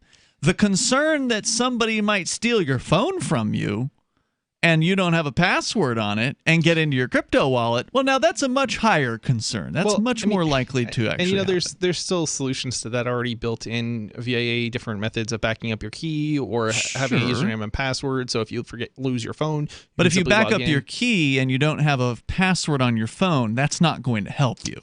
If you leave your phone on the back of a toilet seat at the airport and it's on and unlocked and the next person walks in and then gets into your phone, they can then empty out your crypto wallet if there's no extra password on it either. I mean, you should generally have a password on your phone anyway. Well, that's what I'm talking about. If you want to compare risks with cryptocurrency, the risk that the Bitcoin network itself is going to be somehow targeted and taken down is very, very low compared to the risk that somebody's going to have crappy personal security and do something mindless. And this is the security issue also, there's two sides to it, which is if you have no backups, you could lose your key. But every backup that you have increases the chances that somebody will be able to get a copy of your backup. Especially if you store them insecurely. If you store them insecurely, maybe, and don't password protect the backups. I think what people have to remember is that it's Bitcoin is like cash almost in some sense, all right, or gold. If you have it, you could potentially lose it. Somebody could potentially steal it. You could. There's a risk, but it's probably less risky, than having cash or gold in many cases. I think you're right. So at least if somebody breaks into your home and they steal your gold or your cash, they can actually go and spend it. If they steal your Bitcoin or your phone or whatever, they can't necessarily spend it. So if you've got your lock, if you've got your passport on it. So but at the same time, it's like you still probably don't want to, unless if you're an investor, or I hate that word, but if you have a lot of crypto, if you have a lot of cash, you're probably better off having crypto over the cash in that, especially if you take measures to secure it, if you have a large quantity of cash. So no doubt. And like your personal wallet or like your personal safe, you need to take responsibility for protecting that. Right. So you want to have a better security on that device that stores your large amount of crypto relative to maybe a device that's you're not as concerned about, like your phone, but your phone, if you lose it, you probably aren't going to have $100,000 worth of crypto on your phone. You're going to have a couple $1,000 maybe, for spending money, but you're not going to have more than what you might otherwise have in your wallet cash-wise either. So at least that would be a good plan. Right. Let's go to William. He's in Texas listening via podcast later on. William, you're on Free Talk Live. Hey, I hope all's well. Hey, what's on your mind? For once I call when you're talking about, I have a question about the subject you're actually talking about right now. Okay, great. So I'm behind the ball, and I want to get some cryptocurrency. So I got 3 questions. So the number 1 question is, which crypto do you guys recommend? I'm referring to ease of use and low transaction fees, that type of thing. Bitcoin Cash. Yeah, Bitcoin Cash is probably my favorite. Bitcoin Cash, and here's why. I'll tell you why. It's not necessarily because it's the best or it's the most privacy friendly or anything like that. It's not privacy friendly. The reason is because you can actually go and spend it, whether it's locally or whether it's online. Everybody's pretty much taking it. I can't. Well, we live in a special place, Chris. I mean, you can spend online, Bitcoin Cash. I'm saying online. You can also spend. Yeah, you can use it at like Purse.io, for instance. Not just Purse.io. Anybody who's accepting crypto pretty much is taking a Bitcoin Cash. Interestingly enough, the dark web vendors, I have not noticed a lot of Bitcoin Cash. Really, it's interesting. Yeah. They might the dark web's only moving doing towards Monero, Monero. though. Yeah, the privacy coin. But mostly anywhere else that's not the dark web, you're going to see Bitcoin Cash accepted. accepted because even places like BitPay, which limit the number of cryptocurrencies that they accept to like 2 or 3, they're taking Bitcoin Cash. So you're pretty much guaranteed to be able to spend Bitcoin Cash. It is, well, I wouldn't say you're guaranteed, but it is, relatively well accepted compared to some of the smaller cryptos out there. I would say that. And the fees are very low when it comes to that. But then most of them also have low fees. Dash has low fees.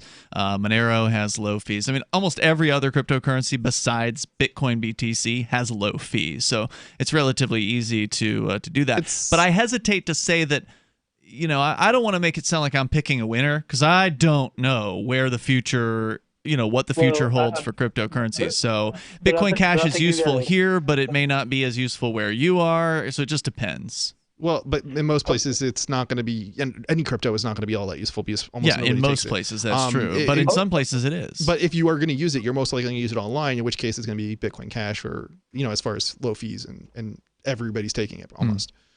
Okay, and I kind of, Ian, I kind of trust your opinion and others, more than other people, right?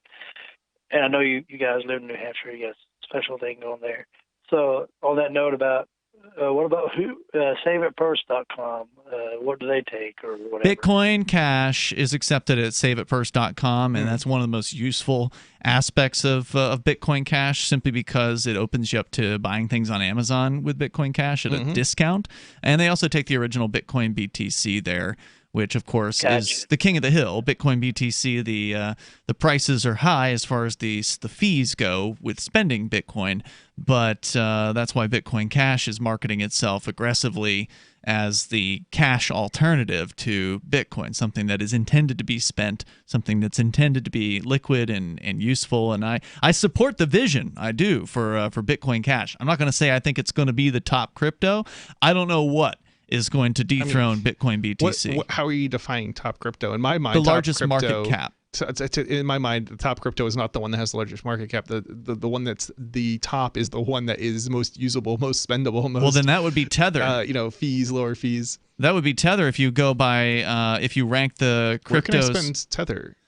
You can use it. There's a lot of places using it because it has more volume every day than even Bitcoin BTC does. I've never seen Tether accepted anywhere. No, you can't spend it generally on things in real life. Which is how I would be ranking but there are some places where you can spend Tether. Coin Payments, for instance, takes Tether. You can have that, and any place that takes coin payments, you can spend Tether. But the fact of the matter remains, as far as moving money around is concerned, Tether is the top. Tether has its use case, but I don't think as far as an end user wanting to be able to buy food. For listeners that don't know, Tether is what's called a stable coin. It's a token that is tethered to the U.S. dollar. So I think the answer is, if you're getting into trading, Tether is something that you want to understand and know about, and you'll probably be using a lot of. But if you're looking to use cryptocurrency to buy things like on the internet, or maybe not the dark web, but on the internet generally, or if you're in a place like New Hampshire, and there's physical brick and mortar stores, Bitcoin Cash is probably what you want to be looking at. Yeah, and to be clear, this for the listeners, not just anyway.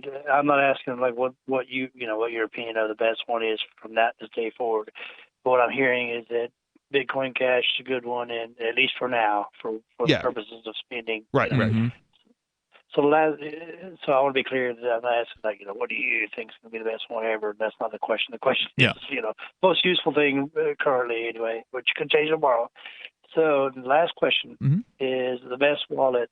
Is it Edge wallet, or if I get Bitcoin Cash, which I'm going to probably do because of that.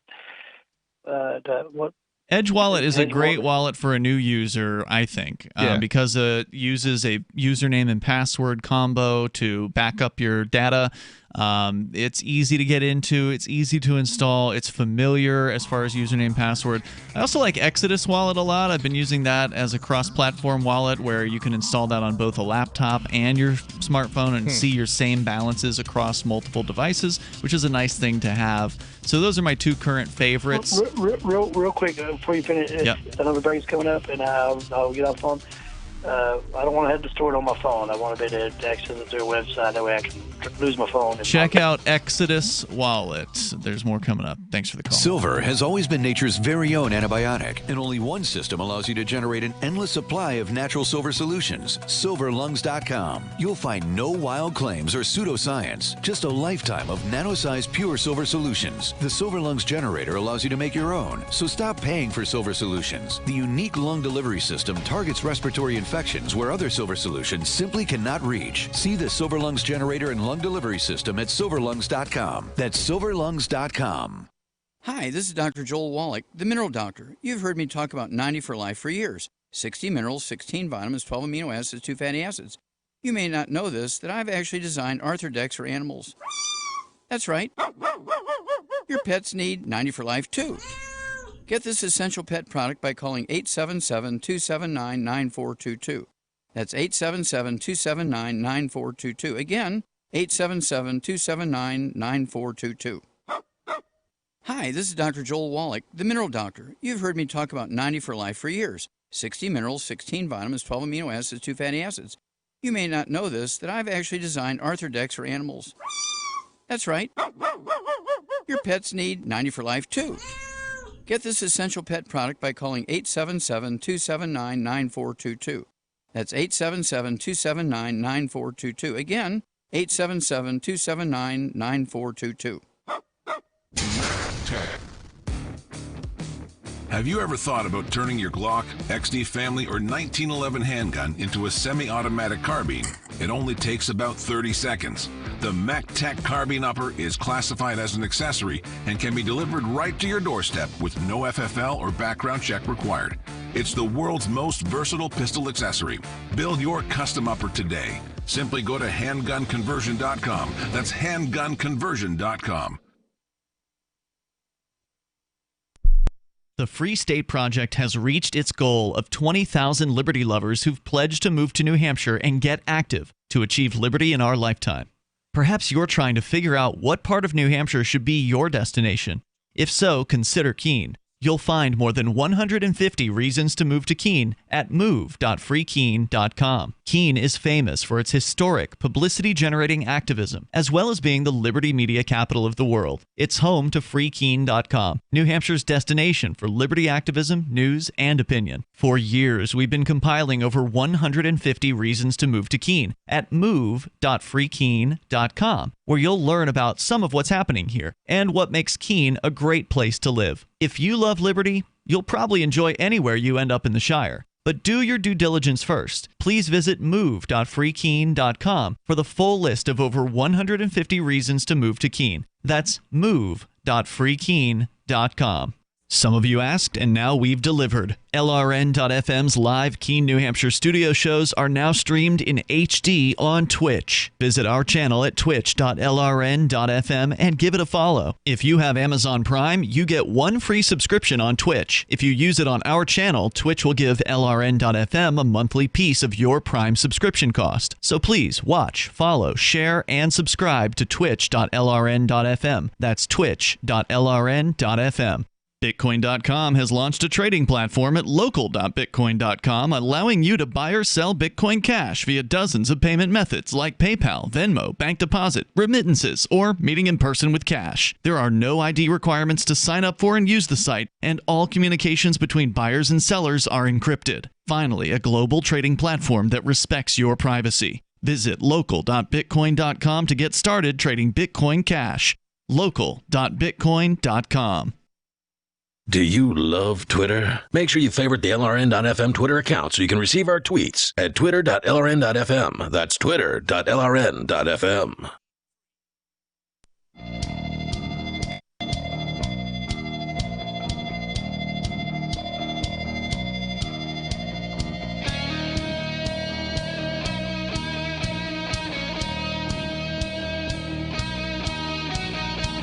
It's Free Talk Live, and moments remain here. Enough time for you if you want to join us now. Our number is 855-450-FREE like freedom. That's 855-450-3733. In the studio with you, it's Ian. Nobody. And Chris. So we were just talking with a gentleman who was asking about cryptocurrencies. He had like a basic question about, what's a really liquid crypto out there? What's something that you can use in commerce to buy things on the internet, maybe in real life?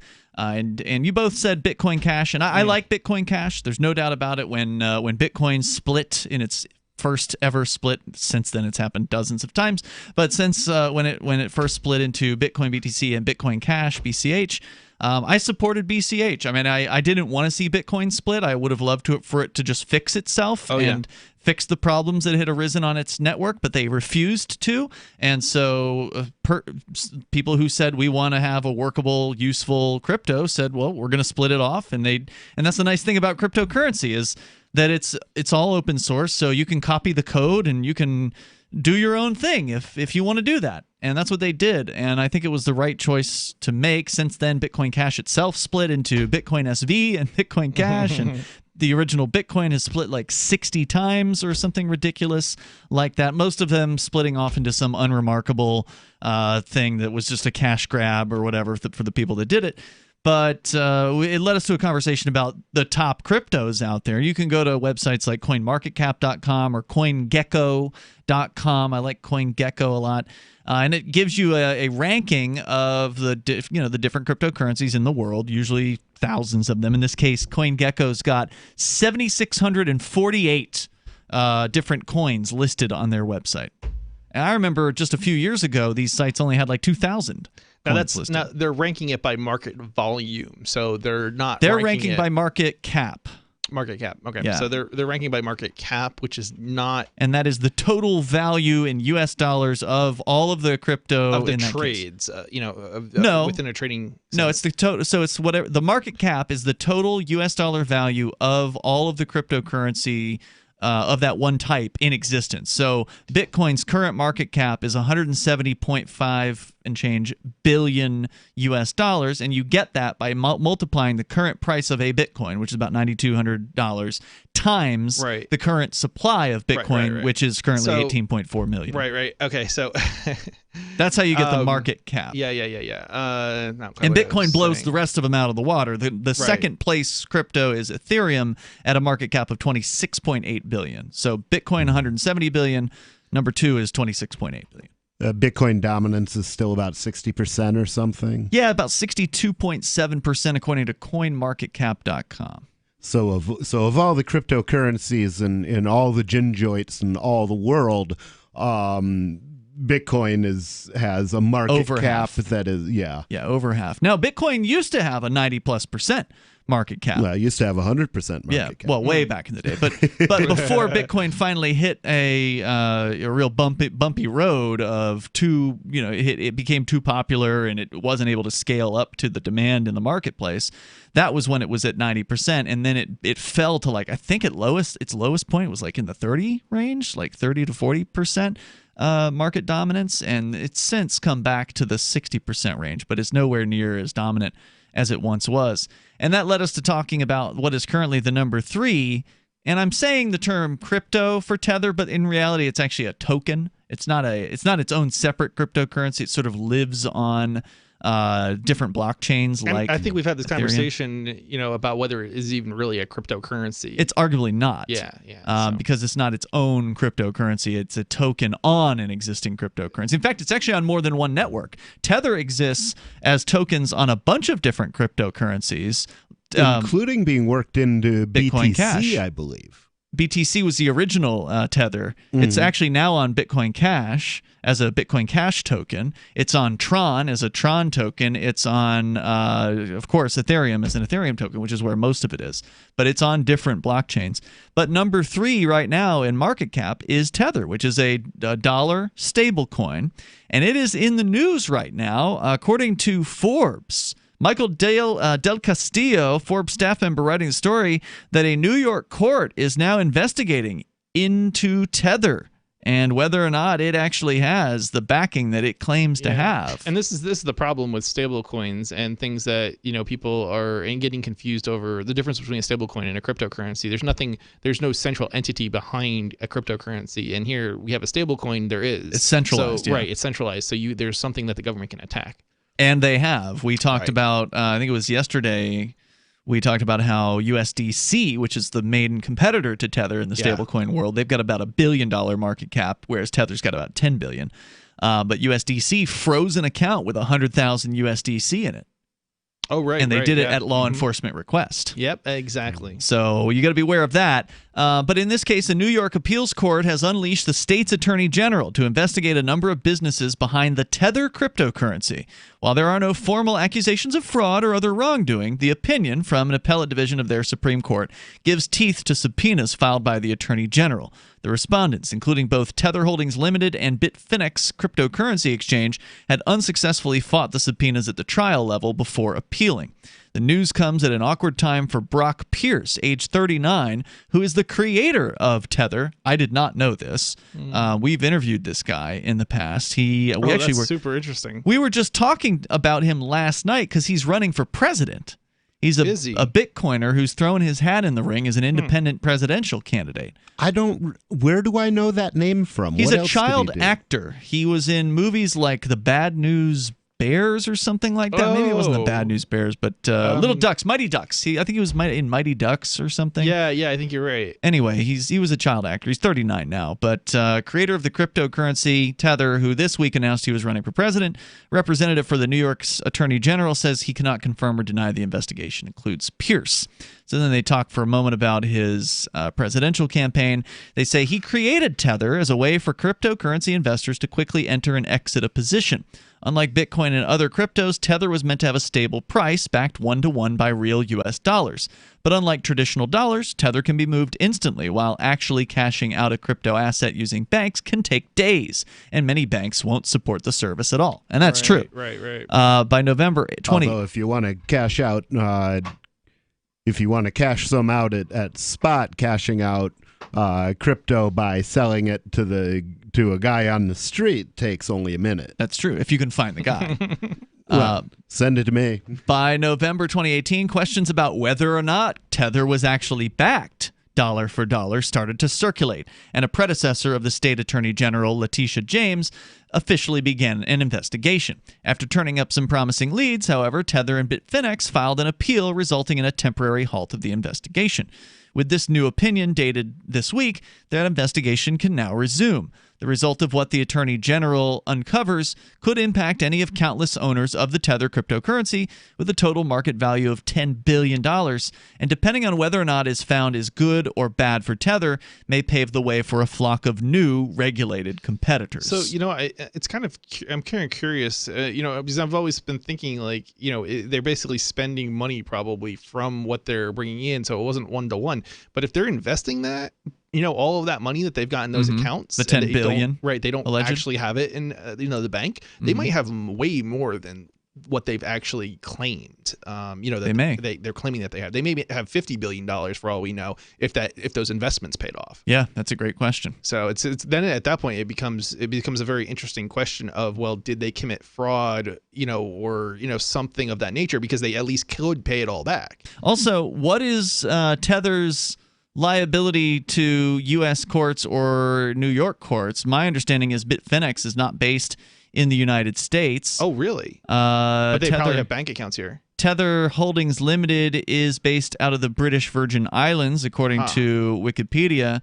So, again, why they take these New York people so seriously, I don't know. They probably have bank accounts. I'm sure they gotta have bank accounts here, and they're tied to the U.S. dollar. They're enabling. They somehow have to get that Tether out or get the US dollars for, and then give the Tether out. So they've got to have some sort of connection to. You may be right. To even if it's through the Virgin Islands, those banks are going to have to cooperate with the US, or they're not going to have access to the US market anymore. Tether Operations Limited, Bitfinex, the cryptocurrency exchange, are the ones that are being targeted for the investigation. Pierce isn't mentioned in the opinion, but he is the founder or co-founder of Tether back in 2014, and has also been involved in other cryptocurrencies. So I guess, time's going to tell, but if it turns out somehow that Tether isn't actually backed one for one, that's going to do some serious damage to its value in the marketplace. And there are currently 10 billion of these things out there. So that's a lot of money in a lot of people's hands that is at risk. Or maybe it's not. Maybe they do have the backing and everything's fine. Maybe. What do you think? We'll see you tomorrow night. Question mark. Online in the meantime, freetalklive.com. Remember when you first heard about Bitcoin? How long did it take you to realize this little project would soon change the world? Do you kind of wish you had got involved sooner? Well, now is your chance to be a part of the next revolution in money. Intercoin is working to finally make crypto go mainstream. It's designed to be scalable enough to support everyday payments and even elections without the state. Bitcoin was originally supposed to be a peer-to-peer cash system, the way we would all pay one another without having to trust any third party. But instead, over time, it mostly became a store of value. That's because every 10 minutes, the Bitcoin network must put all transactions into a block, and that block can only hold so much. If crypto is to become mainstream for people to use it for everyday payments, we need a new architecture, one that is as secure as Bitcoin while being far more scalable. Check out intercoin.org to find out more and maybe pick up some of those coins for yourself. I'm a little obsessed with My Magic Mud. Several years ago, I met Jessica Armand, the founder and CEO of My Magic Mud, and I didn't even know my teeth were coffee stained. A week's worth of use convinced me, and now I use it every 3 or 4 days. It's clinically proven to whiten teeth, and I think it cleans better too. My Magic Mud's available at most local health food stores, Sprouts, Natural Grocers, CVS, Walmart's Natural Beauty Aisle, but I can get it for you for 20% off with coupon code FTL20 at mymagicmud.com. FTL20 mymagicmud.com. So you've heard all 3 hours of the latest episode of Free Talk Live, and you're still hungry for liberty-oriented audio content? Did you know that we have another 24/7 audio stream at LRN.FM? The Liberty Radio Network airs the latest episodes of some of the best liberty-oriented podcasts on the internet around the clock. In addition to recorded content, you'll also hear live shows like Free Talk Live, originating from our Keene, New Hampshire studio. So listen anytime at LRN.FM. That's LRN.FM. The latest episode of Questioning Authority is next after the news on the Liberty Radio Network at LRN.FM. This is the Liberty Beat, your daily source for Liberty news and activist updates. Produced in partnership with the SNLS Network and listeners like you. Online at snlsnetwork.com. I'm Mick Murrow with your latest edition of the Liberty Beat.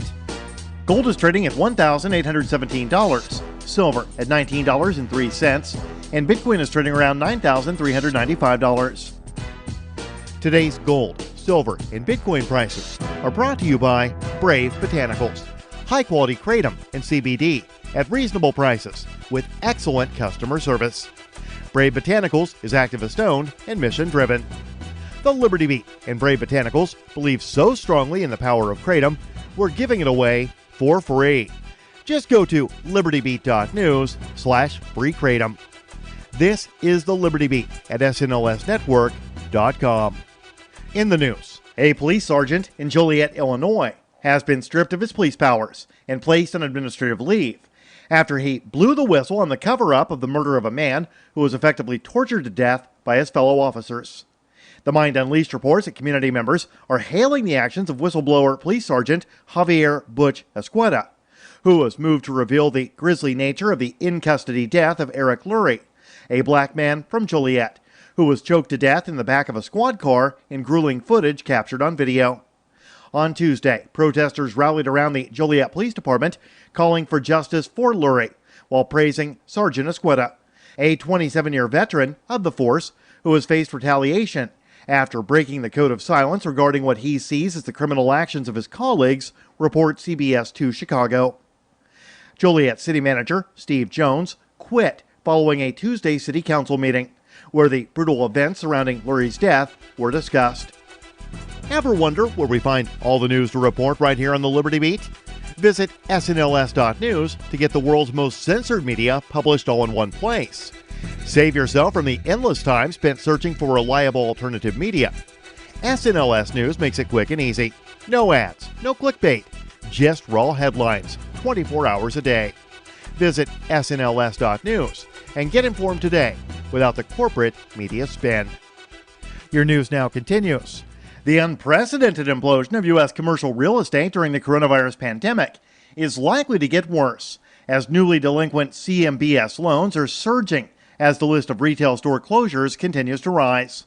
TREP's June CMBS remittance report showed CMBS delinquencies hit a high of 10.32%, not seen since 2012. It was noted that the retail CRE loans were in rough shape. Many retail shops are heavily indebted.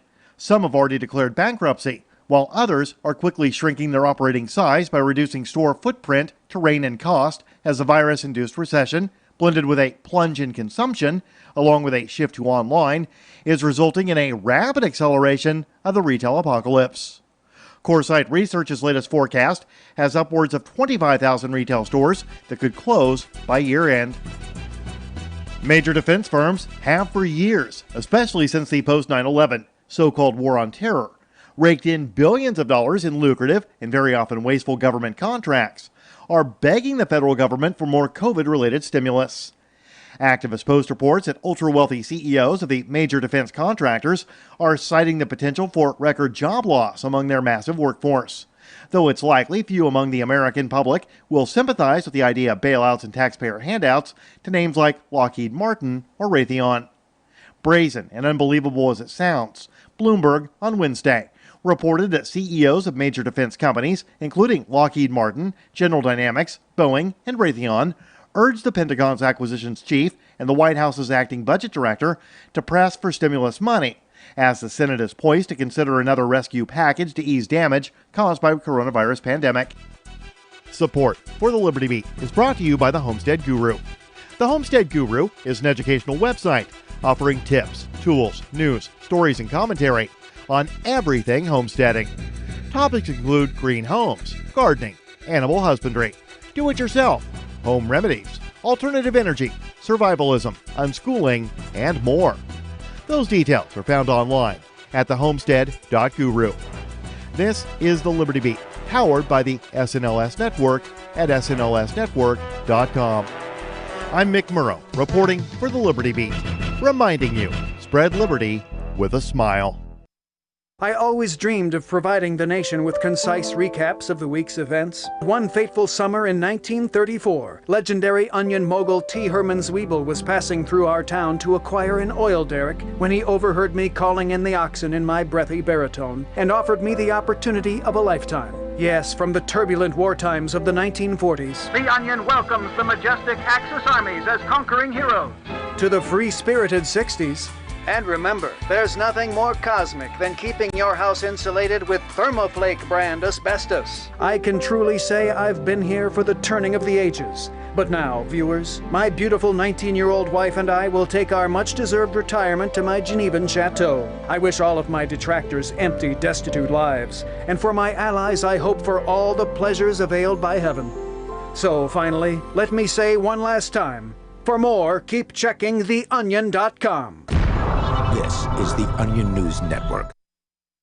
All right, and welcome back, everyone, to this latest edition of Questioning Authority. This is pre-recorded, in case anyone was hoping to be able to call in. I want to apologize for last week's episode not happening. Everything, we tested everything out. Everything was primed to work, and then, I don't know, something went wrong, and it took about an hour of troubleshooting when I said, all right, well, fuck it, I'm not just going to...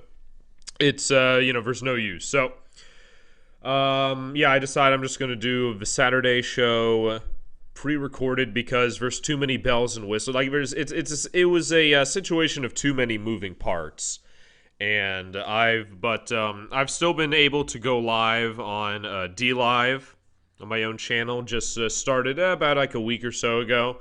dlive.tv/QA Vincent if you want to follow that. I'm going to finally get calls implemented by this Wednesday, so you have that to look forward to. Wednesday, let's get the exact day here. the 17th. So Wednesday, June 17th, expect to be able to call in through Discord, and I'll have, the link and everything in the description. So you have that to look forward to. A lot of this prep that I have is about like a week old, because this was all the stuff for Saturday, but I feel that it's, and so I did add some new stuff, but I feel that the old stuff is still relevant, right? Because all of this shit is still going on. For the past, ever since last Wednesday, I've been covering the Seattle, gosh, damn it, I forget the name of it already. The Capitol Hill Autonomous Zone. And it's a nice change to talk about something else for once. So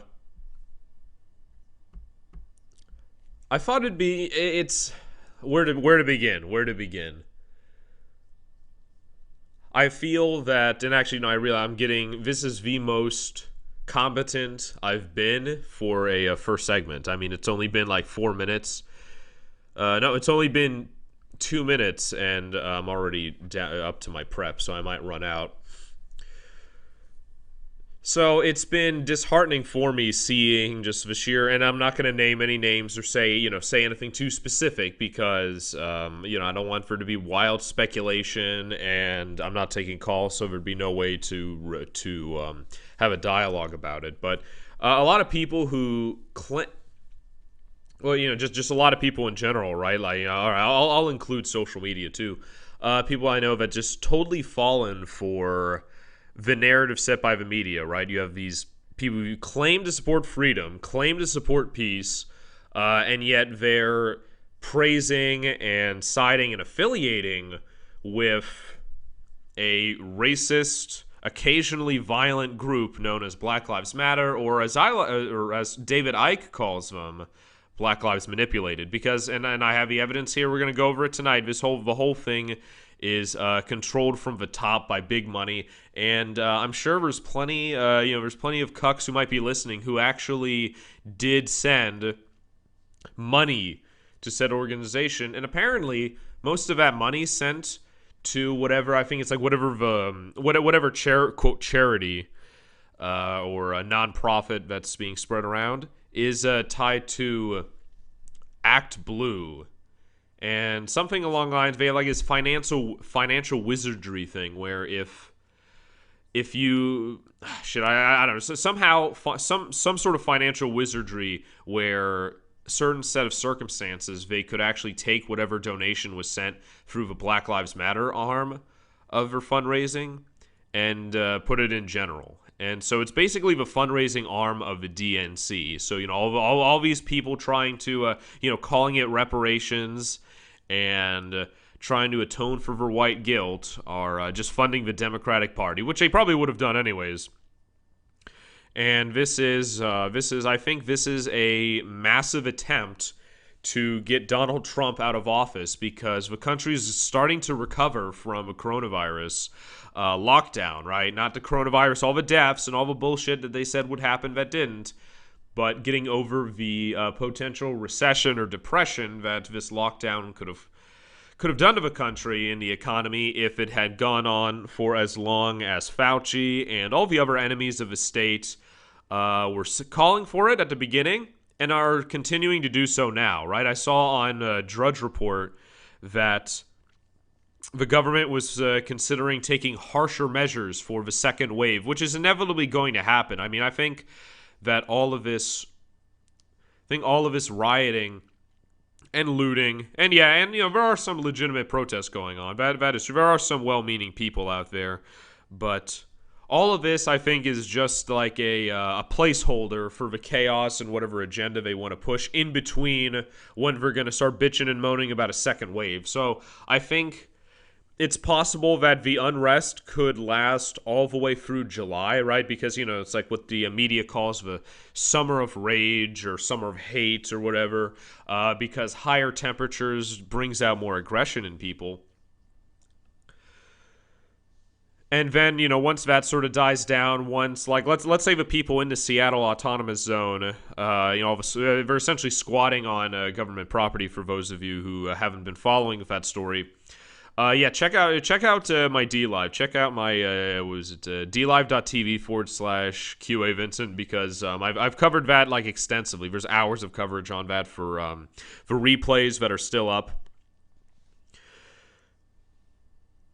But yeah, so it's all just preparation for a second wave. Because I certainly wanted to forget about talking about the coronavirus, because it had just dominated the news and dominated our discussion, thoughts and minds and dreams and nightmares for months. And then now something new happened, something exciting. Oh, okay. And I cover that, excitedly. And then now it's, now they're trying to bring back the coronavirus hysteria. So it's important to be vigilant and watch out. But I wanted to read this article here. TruthUncensored.net. So now this is from June 4th, and it's featured, Give up the home you own. Black Lives Matter co-founder makes list of demands for white people. And I remember this. This was let's see here, because it was based off of an article at first I thought it was fake. I said, okay, this is one of those like legit fake news things. This sounds just too outlandish to be true. But it is. It appears there's TheLeoWeekly.com, which is a it's some sort of news platform, and it's this is after Charlottesville apparently, and so this is written by her. There's no refuting it. So Chanel Helm, the co-founder and organizer of a Black Lives Matter group in Louisville, wrote an article in Leo Weekly listing 10 demands that she feels privileged white people owe her and black and brown people. Among them, white people should re-budget their incomes to donate to black housing funds, and of course, fight white supremacy by reporting racists to the police and getting them fired. So she's advocating for, what was it, harassment of a target minority, or of a target ethnicity, right? White people, or being white isn't an ethnicity, but it's splitting hairs at this point with these people. That's if anyone else was saying that, right? Like if like they're talking about getting reparations from, like if it was the same group, like Black Lives Matter talking about getting reparations from Jews